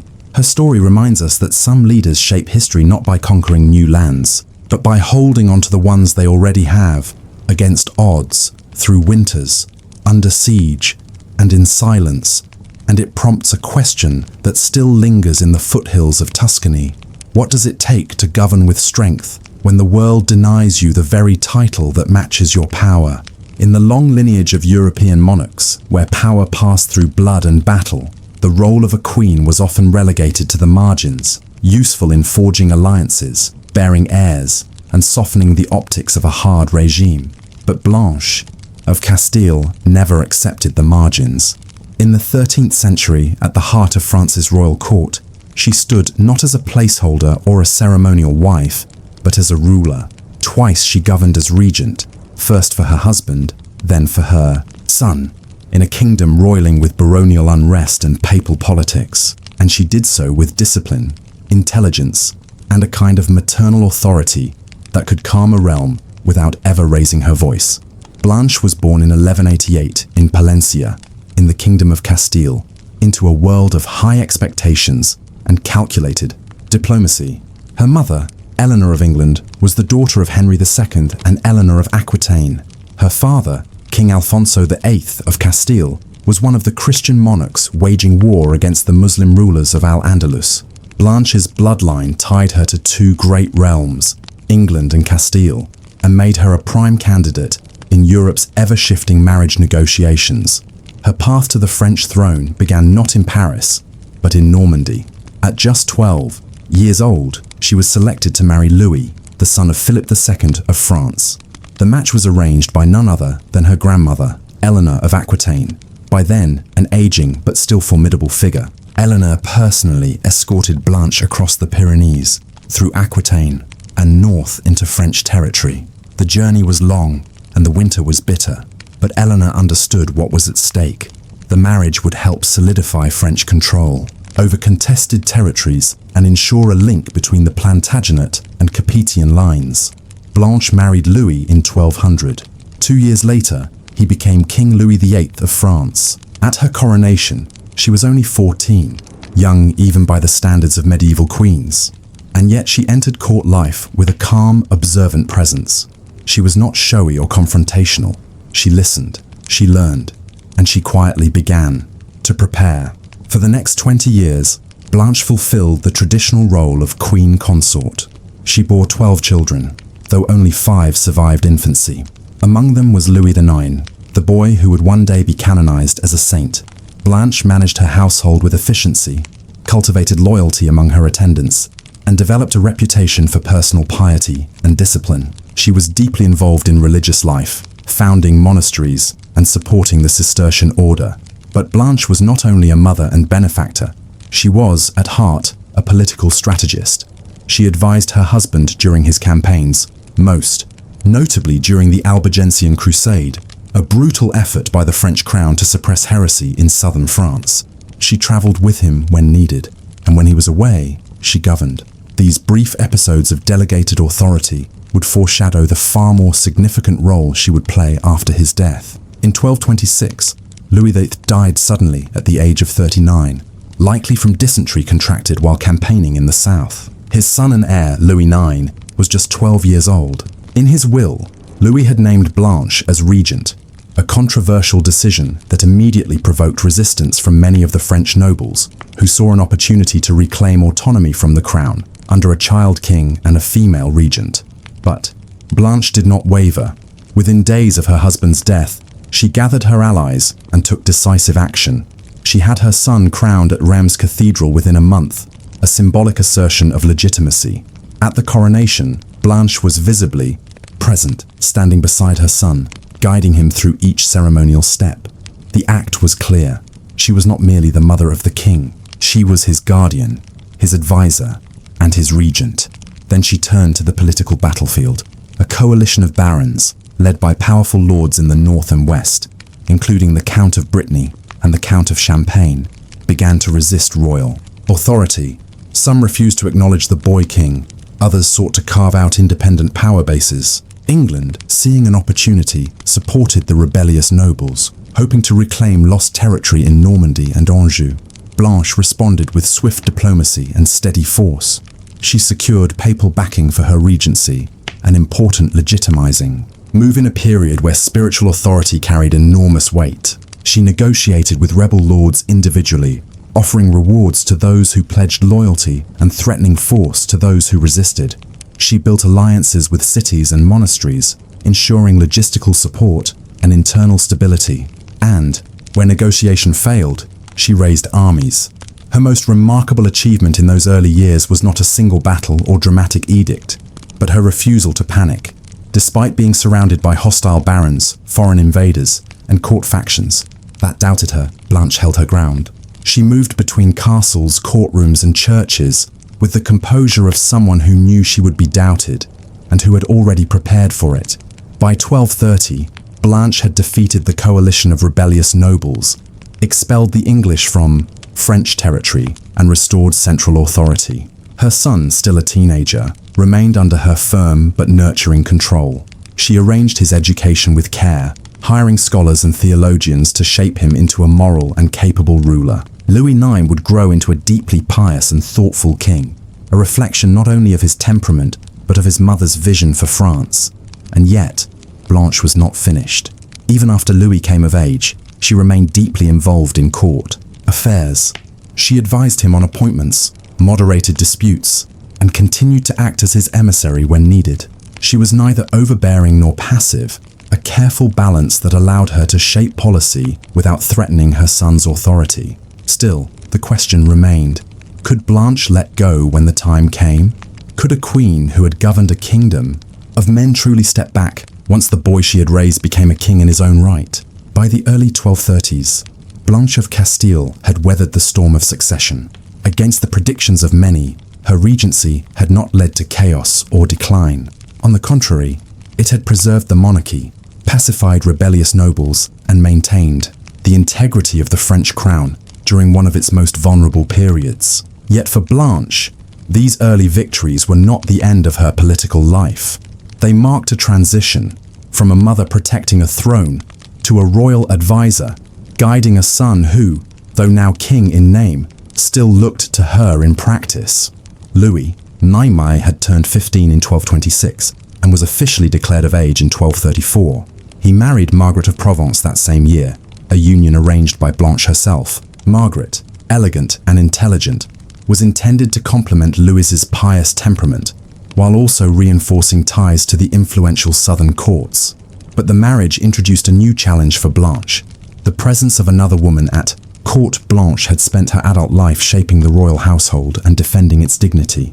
She was used to being the central female presence in the court, the king's closest counselor, and the guardian of France's moral and political compass. Margaret, young and beloved, gradually began to claim attention that once belonged to Blanche. The Queen Mother found herself adjusting to a quieter role, not removed, but no longer at the center of every decision. It would be easy to imagine Blanche fading into the background at this point. Many former regents did just that, retiring to religious houses or managing estates in the countryside. But Blanche, though outwardly modest, remained ever vigilant. She maintained her apartments in court, received petitions from nobles and clerics, and continued to advise her son, especially on matters of diplomacy and religious affairs. Her relationship with Margaret, however, grew strained. Blanche reportedly kept the couple apart in their early years of marriage, perhaps out of concern that too much domestic closeness might distract Louis from governance. Some chroniclers suggest Blanche was jealous or controlling, but the more plausible explanation is strategic. She had spent years keeping the throne stable, and she knew how easily poor counsel or courtly favoritism could upend hard-won unity. Even so, Louis IX began to assert his independence. He was no puppet. Deeply devout and politically shrewd, he gradually developed his own circle of advisors and began to govern with a seriousness that surprised many. Yet even as he came into his own, he continued to rely on Blanche's judgment, especially during times of tension. He once said that he feared displeasing his mother more than he feared displeasing God, a statement often interpreted as reverence, but perhaps also a quiet recognition of her influence. In 1248, when Louis decided to embark on the Seventh Crusade to the Holy Land, Blanche once again stepped forward into a formal role. Louis appointed her as regent in his absence, a full return to the power she had once held. At the age of 60, she was again responsible for governing France while her son waged war thousands of miles away. This second regency came at a very different moment. France was no longer threatened by internal rebellion. The realm was more stable and the crown more respected. But new challenges emerged: maintaining supplies to the crusading army, managing tax revenues, responding to rumors of defeat or disaster. Blanche handled these affairs with the experience of someone who had spent her entire life navigating political uncertainty. She also faced renewed unrest in the south, where tensions between local lords and royal officials flared in response to changing feudal laws. Once more, Blanche's gift for negotiation proved essential. She mediated disputes, issued royal decrees, and traveled across regions when needed. Even in her advanced age, her mere presence in a town or court was often enough to calm disputes, a testament to the moral weight she still carried. But her work as regent during the Crusade also came at a cost. Years of strain, travel, and administration began to wear on her health. The news from the east was troubling. Louis's crusade had turned disastrous. In 1250, he was captured in Egypt and held for ransom. Blanche, without hesitation, organized the payment and the diplomatic process for his release. Even while ill, she gave orders, signed letters, and saw to the mobilization of funds. Yet her health continued to decline. By late 1251, Blanche was no longer able to travel. She withdrew to the monastery of Maubuisson, which she had founded years earlier. There, surrounded by nuns and attendants, she continued to receive reports and issue instructions, even dictating correspondence when she could no longer hold a pen. She died in November of that year, not in battle, nor on a throne, but in a quiet religious house, far from the royal court she had ruled so skillfully. Her death marked the end of one of the most sustained and effective political careers of any woman in medieval Europe. She had governed as regent during two critical periods, first for a child king, then for a king-turned-crusader, and she had done so with resolve, faith, and an understanding of politics that rivaled any of her male contemporaries. Her legacy lived on in her son, Louis IX, who returned to France after her death and reigned with the wisdom she had instilled in him. His canonization in 1297 as Saint Louis further elevated Blanche's image, casting her not only as a queen and regent, but as the mother of a saint, a symbol of divine motherhood, Christian patience, and royal virtue. But even sainthood is shaped by politics. And while Louis's holiness is often remembered in stories of justice and humility, it was Blanche who had shaped the values that defined his reign, who taught him restraint, diplomacy, and the burden of kingship. Still, in a world ruled by men, where queens were expected to fade once their sons came of age, Blanche of Castile held her place, quietly, persistently, and without apology. And one wonders, what power is greater, to rule with a crown, or to raise a king who becomes a saint? The death of Blanche of Castile in 1251 did not unleash disorder. There was no civil war, no power struggle, no flood of disloyalty rushing into the void she left behind. And that alone is a mark of her legacy. A regent whose absence causes no collapse is one who governed with depth, not by clinging to control, but by embedding discipline into the structures of rule. and by cultivating successors who understand. That power is not maintained by fear, but by responsibility. Her son, King Louis IX, returned from the disastrous crusade that had led to his capture in Egypt. He had been ransomed and released, and now made his way back to France as a man hardened by failure and grief. He had lost comrades in battle, watched the collapse of his ambitious campaign, and learned that his mother, his most trusted guide, had died in his absence. The news struck him deeply. Though he continued to govern, there is evidence that his personal and spiritual life took a more solemn turn thereafter. Blanche had been more than a parent. She had been his teacher, regent, and counselor, the one person in his world who had told him no. In the decades that followed, Blanche's memory became part of the mythic image of St. Louis, but she was never simply the mother of a saint. Her own rule was robust, practical, and far less cloaked in idealism. Blanche knew the ambitions of noble families, the costs of armies, the tensions between papal policy and royal needs. She understood that faith was not an excuse to avoid hard decisions, but a framework for how to make them. Her regency was grounded in realism. The institutions she strengthened, royal courts, monastic networks, education systems, continued to bear fruit long after her death. Her patronage of the arts and religious orders left cultural and spiritual legacies that shaped French identity. The Abbey of Maubuisson, where she died and was buried, remained a site of pilgrimage and memory for generations, though her tomb, like many others, was desecrated centuries later during the French Revolution. Yet even after her death, Blanche's influence echoed through the daughters and granddaughters she helped to raise and place into power. Her granddaughter Margaret, for instance, would become Queen of Navarre and the mother of future French monarchs. The women of Blanche's line inherited not just blood, but a model, one in which authority could be maintained not by title alone, but by persistent discipline, sharp negotiation, and moral clarity. Her legacy also prompted reflection among contemporaries. Clerics and chroniclers described her in reverent terms, not for beauty or charm, but for resolve. She was called wise, pious, and temperate. One writer described her as a man in strength, though a woman in name. Others emphasized her capacity for patience, her ability to listen, to outlast her enemies, and to preserve the monarchy through crises both internal and external. It would be tempting to cast Blanche's life purely as maternal, to define her success through her son's sainthood, her role in raising royal children, and her devotion to Christian ideals. But that would overlook her political acumen. She was not merely managing a household, she was managing a kingdom, and not for a month or a year, but for decades. She directed foreign policy, arranged marriages that shaped European alliances, and led military responses when diplomacy failed. She balanced tax burdens, oversaw legal reforms, and kept religious factions from tearing the kingdom apart. All this while facing the constant scrutiny and resistance that came with being a woman in power.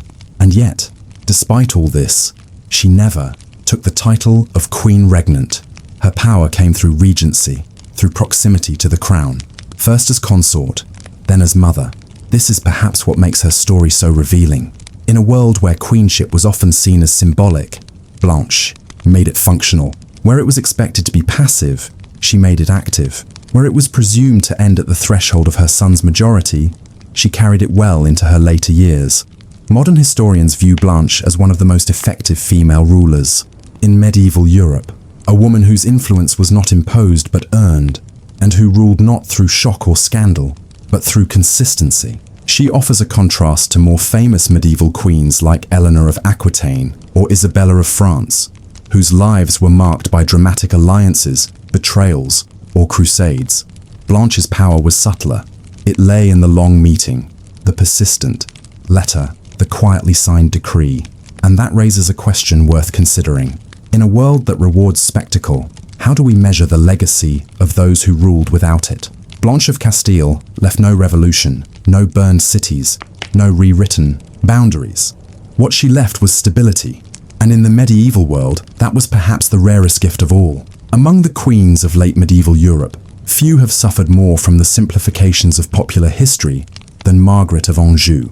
Cast as a schemer, a foreigner, or a villain in English law, especially in the dramatizations of Shakespeare, She is often remembered less for her actual rule and more for the chaos of the Wars of the Roses, the dynastic struggle that shattered 15th century England. But behind the labels, beyond the dramatized speeches and imagined battlefield scenes, there existed a woman who governed through absence, the absence of a king, the absence of peace, and the slow unraveling of royal authority. Margaret did not begin her reign with war in her hands. She began it with silence, uncertainty, and a husband slipping into shadow. Margaret was born in 1430 in Lorraine, a politically significant region in eastern France. Her father, René of Anjou, held various titles: King of Naples in name, Duke of Anjou, Count of Provence, but little actual power. Her mother, Isabella of Lorraine, was of noble stock and politically astute.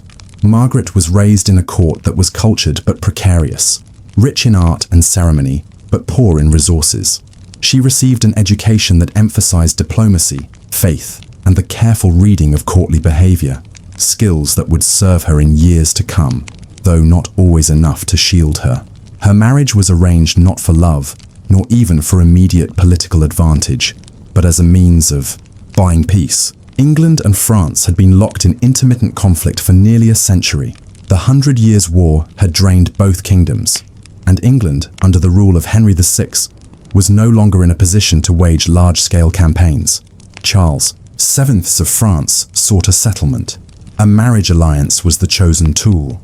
In 1445, Margaret of Anjou was wed to Henry VI of England. She was 15, he was 23, a gentle, pious, and scholarly king whose interest in theology far outpaced his aptitude for governance. He was not unkind nor immoral, but he was passive, detached, and increasingly unwell. Even before signs of mental illness became public, Henry was viewed as a weak king, unable to command loyalty or inspire fear. Margaret entered this world as queen, not to a vibrant court or a powerful monarch, but to a quiet, uncertain realm. England's nobles jostled for influence, and the treasury strained under the costs of war and mismanagement. Within a few years of her arrival, Henry began exhibiting long periods of catatonia, withdrawal, and confusion. In 1453, following the loss of Bordeaux to the French, the effective end of English control in Gascony, Henry fell into a stupor so complete that he recognized no one, not even Margaret. It was during this void of authority that Margaret's quiet reign became political. With the king incapacitated, the realm could not afford inaction. The question of governance, who should hold power while the king remained mute and unresponsive, became a matter of survival. The Duke of York, Richard Plantagenet, was appointed Lord Protector. He was a powerful noble with a strong claim to the throne, and many in Parliament supported his regency.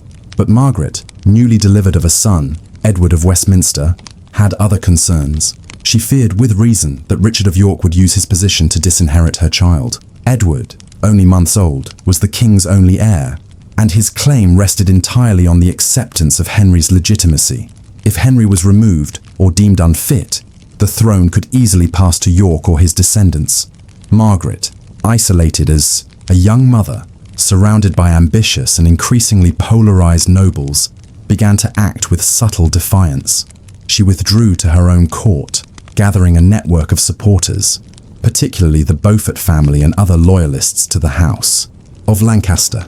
She began to maneuver not openly but steadily, pressing for the protection of her son's rights, resisting York's authority, and preparing, should the king not recover, to defend her family's claim. When Henry briefly emerged from his stupor, in late 1454, he recognized Edward as his son and heir. Margaret took this as a moment of vindication, but the moment did not last. Henry soon slipped back into confusion, and the country, already restless, began to fracture. In 1455, open conflict erupted at the First Battle of St. Albans. Though it was a brief and localized fight, it marked the beginning of what would become the Wars of the Roses, a prolonged and bitter struggle between the House of Lancaster, of which Margaret and Henry were now the symbolic heads, and the House of York. Margaret, now in her mid-20s, found herself at the center of a war she had not declared. She was not trained in military matters. She had no inherited lands to fund an army. She was a foreigner by birth, a mother by duty, and a queen consort by marriage. and yet she was now expected to rally the realm for battle. Her first steps were cautious. She did not immediately ride into war. She negotiated. She petitioned. She reinforced the image of herself as the protector of her child's inheritance. But each truce was temporary, each settlement fragile. The court, divided and suspicious, could not hold. The king was no longer able to lead, and the queen's attempts to do so, even from behind curtains, were met with fear and resistance. Still, she persisted. How does a queen rule a kingdom that will not listen to her, and a king who no longer speaks? And what strength is left to a woman who must protect a crown that no longer fits her husband's head?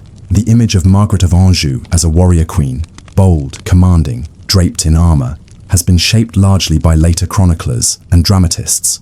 But the reality of her struggle in the 1450s and early 1460s was less theatrical and far more burdensome. She did not rise overnight as the military face of the Lancastrian cause. Rather, she was drawn into it inch by inch as the threads of royal authority frayed and the nobles around her chose sides in a slow-moving civil war that neither side could fully control. After the First Battle of St. Albans in 1455, where several of Margaret's allies were killed and King Henry VI was captured by Yorkist forces, it was clear to all that political negotiations had failed. The balance of power no longer depended on inheritance or parliamentary alliances. It now belonged to those who could gather troops, fund campaigns, and hold territory. In this new landscape, Margaret faced an impossible task: to maintain the crown for a husband incapable of leadership and for a son too young to wield a sword. Margaret could not openly command armies, at least not in name, but what she could do was mobilize loyalty. She traveled across the north of England, through Wales and the Midlands, rallying support among families who remained tied to the House of Lancaster through patronage, marriage, or personal loyalty. She promised rewards to those who stood by, the king and her son. She wrote letters, convened councils, and held informal courts in towns where Yorkist authority had not yet taken root. These were not great triumphs. They were acts of persistence, of quiet management in the face of national collapse. And as her influence grew, so too did Yorkist fears. In 1459, hostilities reignited in force. At the Battle of Ludford Bridge, Yorkist leaders fled in the face of a royal army, and Margaret took the opportunity to push for a more decisive assertion of her son's future. She had Parliament, known now as the Parliament of Devils, convened at Coventry and declared the Duke of York and his key supporters traitors. Their lands were to be confiscated, their titles revoked, and their heirs barred from inheritance. It was a bold move, but also a dangerous one. By attacking York so directly, she effectively forced him and his allies, most notably the powerful Neville family, to pursue the throne outright. It was no longer merely a conflict over control of the king. Now, it was a question of whether the king himself should be replaced. In 1460, the Duke of York marched back into England and won a series of victories. After the Battle of Northampton, Henry VI was again taken into Yorkist custody, and Margaret was forced into flight. She retreated to Wales and then to the north, travelling with her son Edward, now around 7 years old, relying on the hospitality of sympathetic lords. Her resources were thin, her safety uncertain, but she did not stop. From Scotland, she negotiated alliances. From France, she sought aid, and slowly, painstakingly, she began to rebuild a Lancastrian force. She turned to the powerful Percy family in the north, to loyal Welsh leaders, and to the French king Louis XVIII, who, despite England's past hostilities with France, recognized the value of supporting a cause that could destabilize his neighbor. Then, in late 1460, a turning point. The Duke of York, emboldened by victories, claimed the crown outright. He declared that Henry VI had forfeited the throne through incompetence, and that York, as a descendant of Edward III's second surviving son, had a stronger claim than Henry, descended from a younger line. Parliament acknowledged this with the Act of Accord, a compromise that allowed Henry to remain king, but named York as his heir, disinheriting Margaret's son. For Margaret, this was the moment of absolute clarity. She had spent a decade protecting her son's inheritance, enduring her husband's decline, gathering allies and balancing court factions. The Act of Accord made all of that meaningless. If she accepted it, she lost everything. So she rejected it, not with proclamations, but with action. In early 1461, her forces clashed with York's at the Battle of Wakefield. Margaret was not present on the battlefield, but she had helped raise the army that won. York was killed in the fighting, his head famously displayed on the gates of York with a paper crown. It was a gruesome statement, one Margaret may not have ordered but did not prevent. It marked her most symbolic victory. The man who had sought to replace her husband and disinherit her son was gone, but her triumph was brief. Just months later, at the Battle of Towton in March 1461, the tide turned disastrously. The Yorkist forces, led now by Edward, the son of the fallen Duke of York, routed the Lancastrians in one of the bloodiest battles ever fought on English soil. The loss was catastrophic. Henry VI fled. Margaret, with her son, crossed into exile, first to Scotland, then eventually to France. Edward, Duke of York, was crowned Edward IV in London. The Lancastrian regime collapsed. Margaret had lost not only the throne, but also the land beneath her feet. She was now a fugitive queen, unwelcome in her own realm, reliant on foreign courts for survival. And yet, she continued. In France, Margaret negotiated. She sought ships, soldiers, and silver. She offered marriages and alliances. She waited for a chance to return. Her court in exile was modest, funded by sympathizers, clergy and sympathetic nobles still loyal to Lancaster. Her son, Edward of Westminster, grew into adolescence not in castles, but in borrowed halls, a prince without a realm, shaped by his mother's long campaign to win it back. Throughout these years, Margaret never abdicated her role. She was no longer just queen consort. She had become, in the absence of her husband's authority, the sole voice of the Lancastrian cause. Henry VI remained in English custody, a silent symbol, a king more in name than in mind. Margaret, by contrast, remained active, a leader without a crown, in a kingdom no longer hers. But how does one fight for a throne across oceans and borders, through years of exile, and through the steady erosion of one's allies? And how long can a queen defend a legacy that seems to fade with each passing winter? By the mid-1460s, Margaret of Anjou had become a queen without a court, a strategist without an army, and a mother with nothing left to pass down but a claim. England was in the firm grip of Edward IV, the young Yorkist king whose victories at Towton and later campaigns had scattered or subdued most Lancastrian supporters. Henry VI, her husband, languished in the Tower of London, occasionally paraded for political effect, but largely forgotten by the machinery of governance. And Margaret herself remained in France, moving quietly between castles and monasteries, supported by the uncertain hospitality of the French crown. It would have been understandable, even expected, for Margaret to disappear from the historical stage at this point. She had fought, lost, and been exiled. She had no treasury, no land, and no army. But Margaret of Anjou had not learned to yield in quiet moments, and she would not begin now. In 1470, a sudden opportunity arose. The great Yorkist magnate Richard Neville, Earl of Warwick, once known as the Kingmaker for his role in placing Edward IV on the throne, had fallen out with the king. Angry over Edward's independent marriage and perceived ingratitude, Warwick began seeking allies to unseat the very monarch he had helped crown. In a strange twist of fate, he turned to Margaret of Anjou, his old enemy, proposing an alliance between the House of Lancaster and the disaffected Yorkist lords. It was an improbable arrangement. Warwick had once been responsible for many of Margaret's defeats. He had personally driven her into exile and fought her on the field, but desperation makes unlikely partners. Warwick promised to restore Henry VI to the throne, and Margaret, ever protective of her son's future, agreed to the alliance.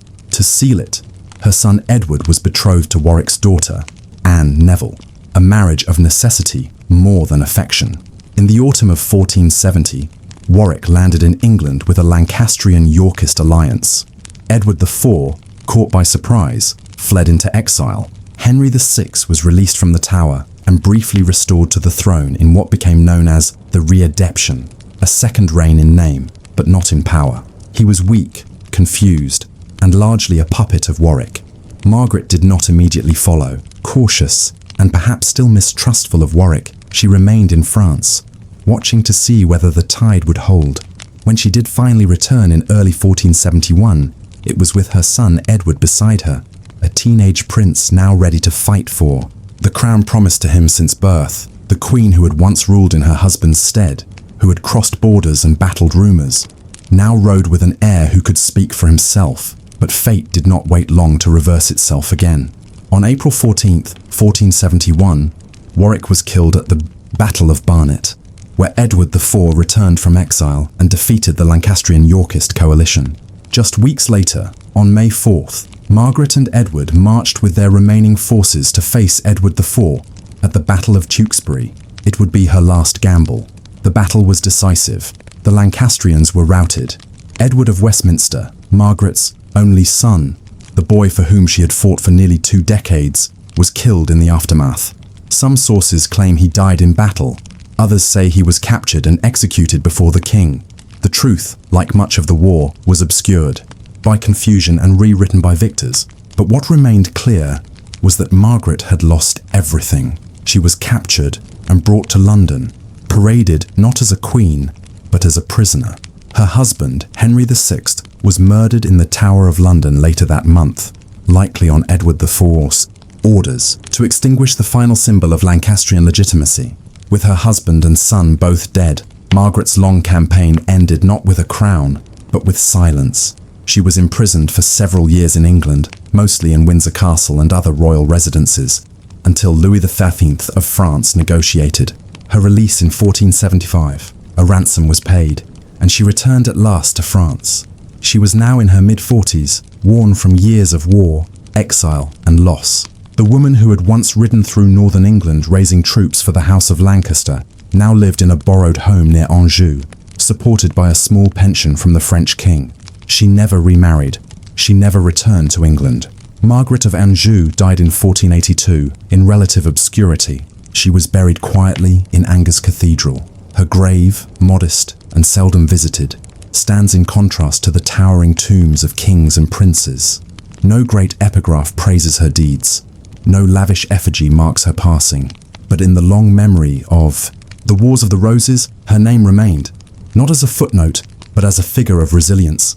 She had endured madness, rebellion, civil war, and personal grief. She had governed in a realm that rejected her authority, defended a husband who could not defend himself, and raised a child whose inheritance disappeared in blood and betrayal.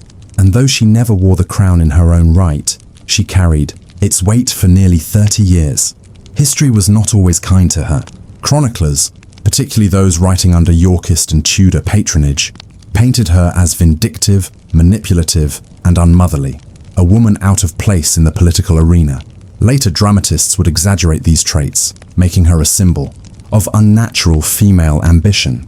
But stripped of these distortions, what remains is a woman who held the realm together when the king could not, and who paid the price for doing so. So what does her story leave us with? Not triumph, not victory, but something rarer. The record of someone who never stopped trying to preserve a crown in the midst of its slowest, most painful collapse. And in the shadow of that collapse, the question lingers. What becomes of a queen who carries the kingdom when the king cannot, and finds in the end that even the crown has no weight left to hold? Long before the crowned queens of England and France, before the courtly love of Eleanor of Aquitaine, or the bloodied banners of Margaret's England, there was Urraca of Leon, a queen who ruled alone in the harsh, splintered kingdoms of medieval Iberia. Her name is less familiar to most ears, not because she did less, but because she ruled at a time and place where the story of a woman's authority was seldom allowed to endure without distortion.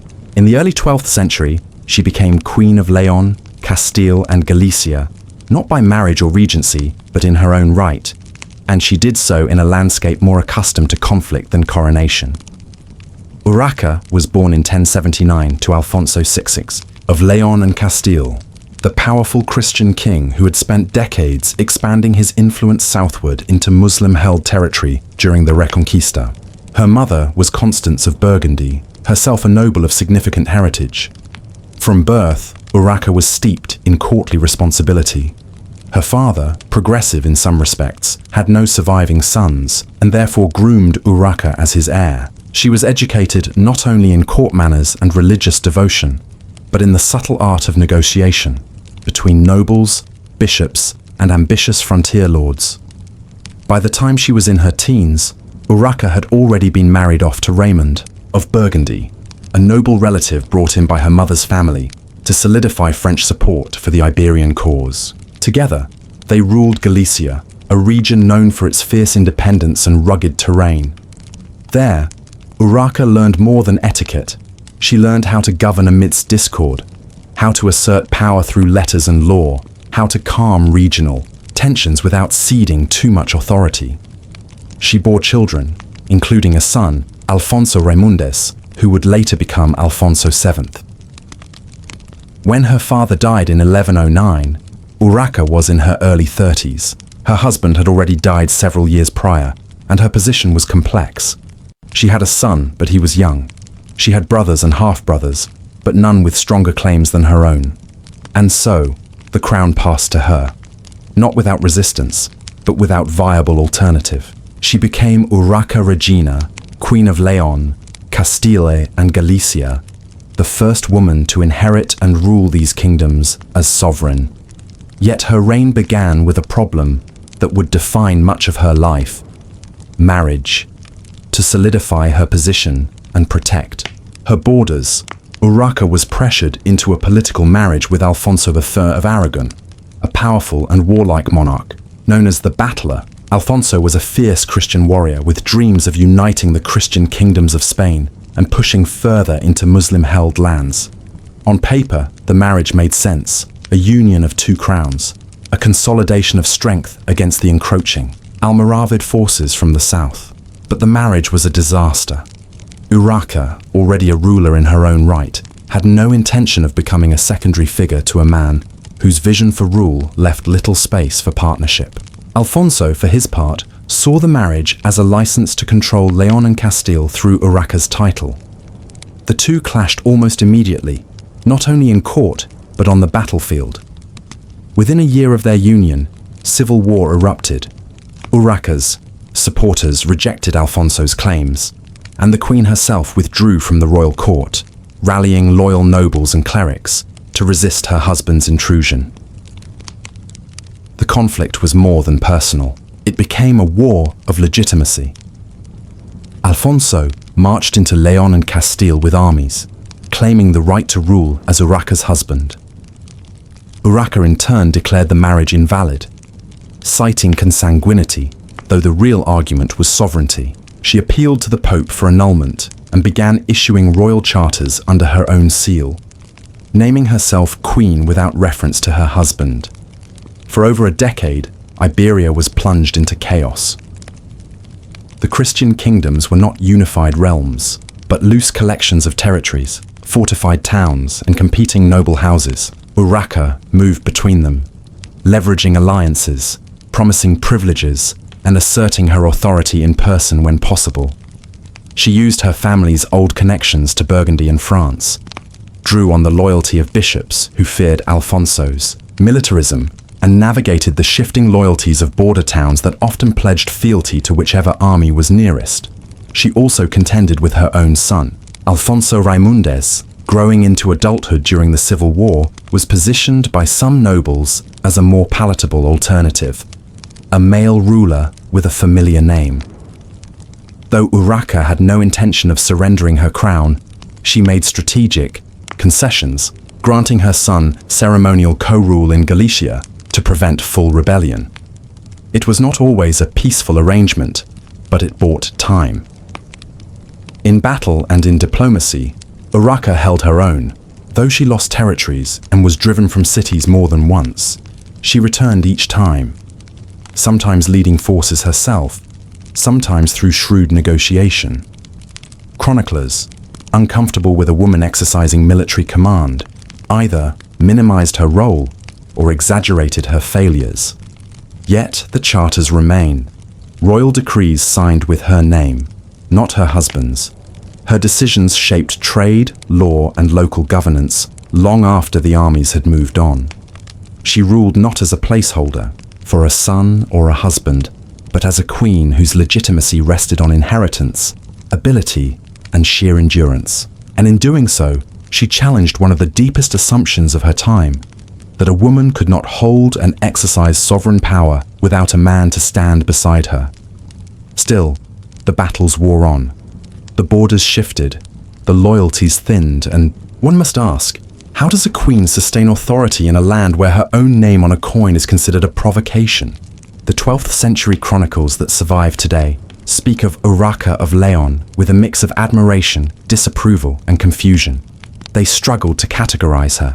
She was not simply a dowager, not a queen consort, nor a regent. She was the sovereign, a woman who did not rule on behalf of a man, but rather instead of one. And yet, her reign unfolded in a society where even the idea of female political independence was regarded with suspicion. Every act of governance was scrutinized more harshly, every setback blamed more personally. The civil war between Urraca and her estranged husband, Alfonso Fern of Aragon, dragged on year after year. Though their marriage had been effectively nullified, in practice, Alfonso refused to acknowledge the separation and continued to press his claim. The Pope, caught in a tangle of politics and precedent, did not issue an immediate annulment. Thus, Urraca was left in the uncomfortable position of waging war against the man who, in the eyes of some, was still her lawful husband. But Urraca pressed forward. She issued charters in her own name. She exercised judicial authority, presiding over disputes and reinforcing the monarchy's role as arbiter of law in a divided land. In town after town, she confirmed privileges, restored property rights, and strengthened alliances with bishops and abbots, knowing full well that the church's endorsement was as crucial as any army. In Leon, Zamora, Sahagun, and Compostela, she worked to reassert royal control not by sweeping edicts, but by deliberate, legalistic reinforcement of her right to rule. Yet the battlefield was never far. Alfonso of Aragon continued his campaigns into her territories, seizing cities, placing garrisons, and building his own network of loyal nobles. Urraca, lacking the resources for prolonged engagements, relied instead on a kind of strategic flexibility, evading pitched battles, recapturing towns through diplomacy or siege when the enemy's forces were elsewhere. She relied on loyal Galician forces, and she carefully negotiated with the powerful nobility of Castile, who could tip the scales with a single declaration of support or rebellion. And then there was her son, Alfonso Raimundes, raised by his own household and influenced by nobles eager for a more traditional male monarch, began to take on increasing responsibility.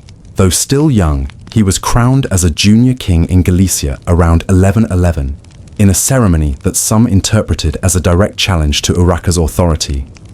It was not a declaration of rebellion, at least not formally, but it underscored the limits of Urraca's power. Her son, though born of royal blood and under her care, was now both her ally and her rival. She responded with restraint. Rather than suppressing him outright, Urraca opted for co-rule, though in practice she kept the reins of actual governance. In areas where his name appeared on documents, hers often preceded it. In regions loyal to her, Alfonso's role was largely symbolic, but the balance was delicate. Too much assertion on her part risked open rebellion. Too much concession, and her own position would erode. For several years, the two maintained an uneasy truce, sometimes appearing together at public ceremonies, at other times issuing conflicting orders from rival courts. It is important to understand the nature of authority in Urraca's world. This was not a monarchy built on unshakable hierarchy, but a realm where every act of rule depended on the consent of the governed, or at least of the powerful. The great noble houses of Leon and Castile were semi-autonomous. Their loyalties earned more by negotiation than by blood. Bishops and abbots held enormous influence, and their support could stabilize or topple local rule. Even military commanders owed more to personal loyalty and custom than to a formal standing army. In this decentralized world, Urraca's success lay in her persistence. She did not win great victories on the battlefield, She did not command sweeping ideological support from the church, but she endured. She outlasted Alfonso I's invasions. She absorbed the ambitions of rival lords. She kept the borders intact, not always firmly, but enough to prevent collapse. Her rule, marked by repeated negotiation, tactical retreat, and strategic compromise, proved to be more stable than it appeared. By the early 1120s, the civil war had cooled. Alfonso of Aragon, distracted by campaigns against Muslim territories to the east, gradually reduced his incursions. Urraca's position, though still embattled, began to solidify. Her son was growing into maturity and was no longer the focal point of rebellion. The nobles, weary of the constant shifts in allegiance and authority, began to reassemble around the queen. Not because they had no alternatives, but because hers was the only leadership that had not broken. In these later years of her reign, Urraca focused on consolidation. She reaffirmed royal charters, restored damages done to ecclesiastical property during the wars, and sought to heal the fractures that decades of dynastic and marital conflict had opened. She held court more frequently, asserting her presence, not just as a symbol, but as an active judge and ruler. Her seal, bearing her own name and titles, continued to validate documents across the realm. Perhaps one of the most striking aspects of Urraca's reign is how rarely she is described with the language of queenship as it would be used in later centuries. She was not a queen through marriage or widowhood. She was a monarch. Her contemporaries, though often reluctant to praise her, referred to her as domina, lady, or imperatrix, empress, terms that signified more than ceremonial authority. Even her critics, many of whom could not accept a woman in full possession of royal power, struggled to deny that she had exercised it. But what did it mean to rule as a woman in a man's realm? Not temporarily, but permanently. How does one maintain a crown whose very weight was never designed to rest on the head of a queen alone? As the final years of Queen Urraca's reign unfolded, it became clear that what she had built, or rather preserved, was not a legacy of conquest, nor one of peace, but of endurance. She ruled through a landscape fractured by feudal ambition and religious division, where royal power had to be continually renegotiated, not simply enforced. She was not a unifier in the dramatic sense, but a stabilizer, one who held the realm together when centrifugal forces threatened to scatter it into petty domains.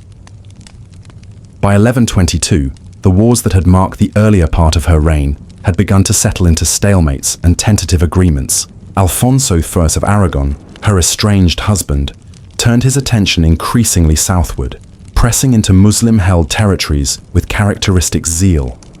His ambitions, once pointed at Leon and Castile, now found targets in Zaragoza and Valencia. With Alfonso largely distracted, Urraca could focus on rebuilding the administrative foundations of her kingdom. One of her most lasting legacies lay not in the battlefield, but in bureaucracy. Urraca understood that lasting control did not come only from swords or noble oaths. It came from documents, seals, and rituals. She issued royal charters with regularity, ensuring that towns, monasteries, and noble houses had formal recognition of their privileges and responsibilities. These charters, some still preserved in archives today, offer glimpses into the mechanics of her governance: land grants, tax exemptions, confirmations of prior rights. Her signature was not a formality, it was a declaration of continued authority. She also strengthened ecclesiastical relationships, recognizing that the church was both a spiritual and political force. Bishops had their own armies, their own wealth, and their own courts. By supporting certain monastic reforms, respecting clerical privileges, and avoiding heavy-handed interference in church affairs, Urraca maintained the cautious support of key religious figures who, in turn, lent legitimacy to her rule. With her son, Alfonso Raimundes, she walked an increasingly delicate line. He was now a man in his early 20s, capable of rule and eager to assert his own place in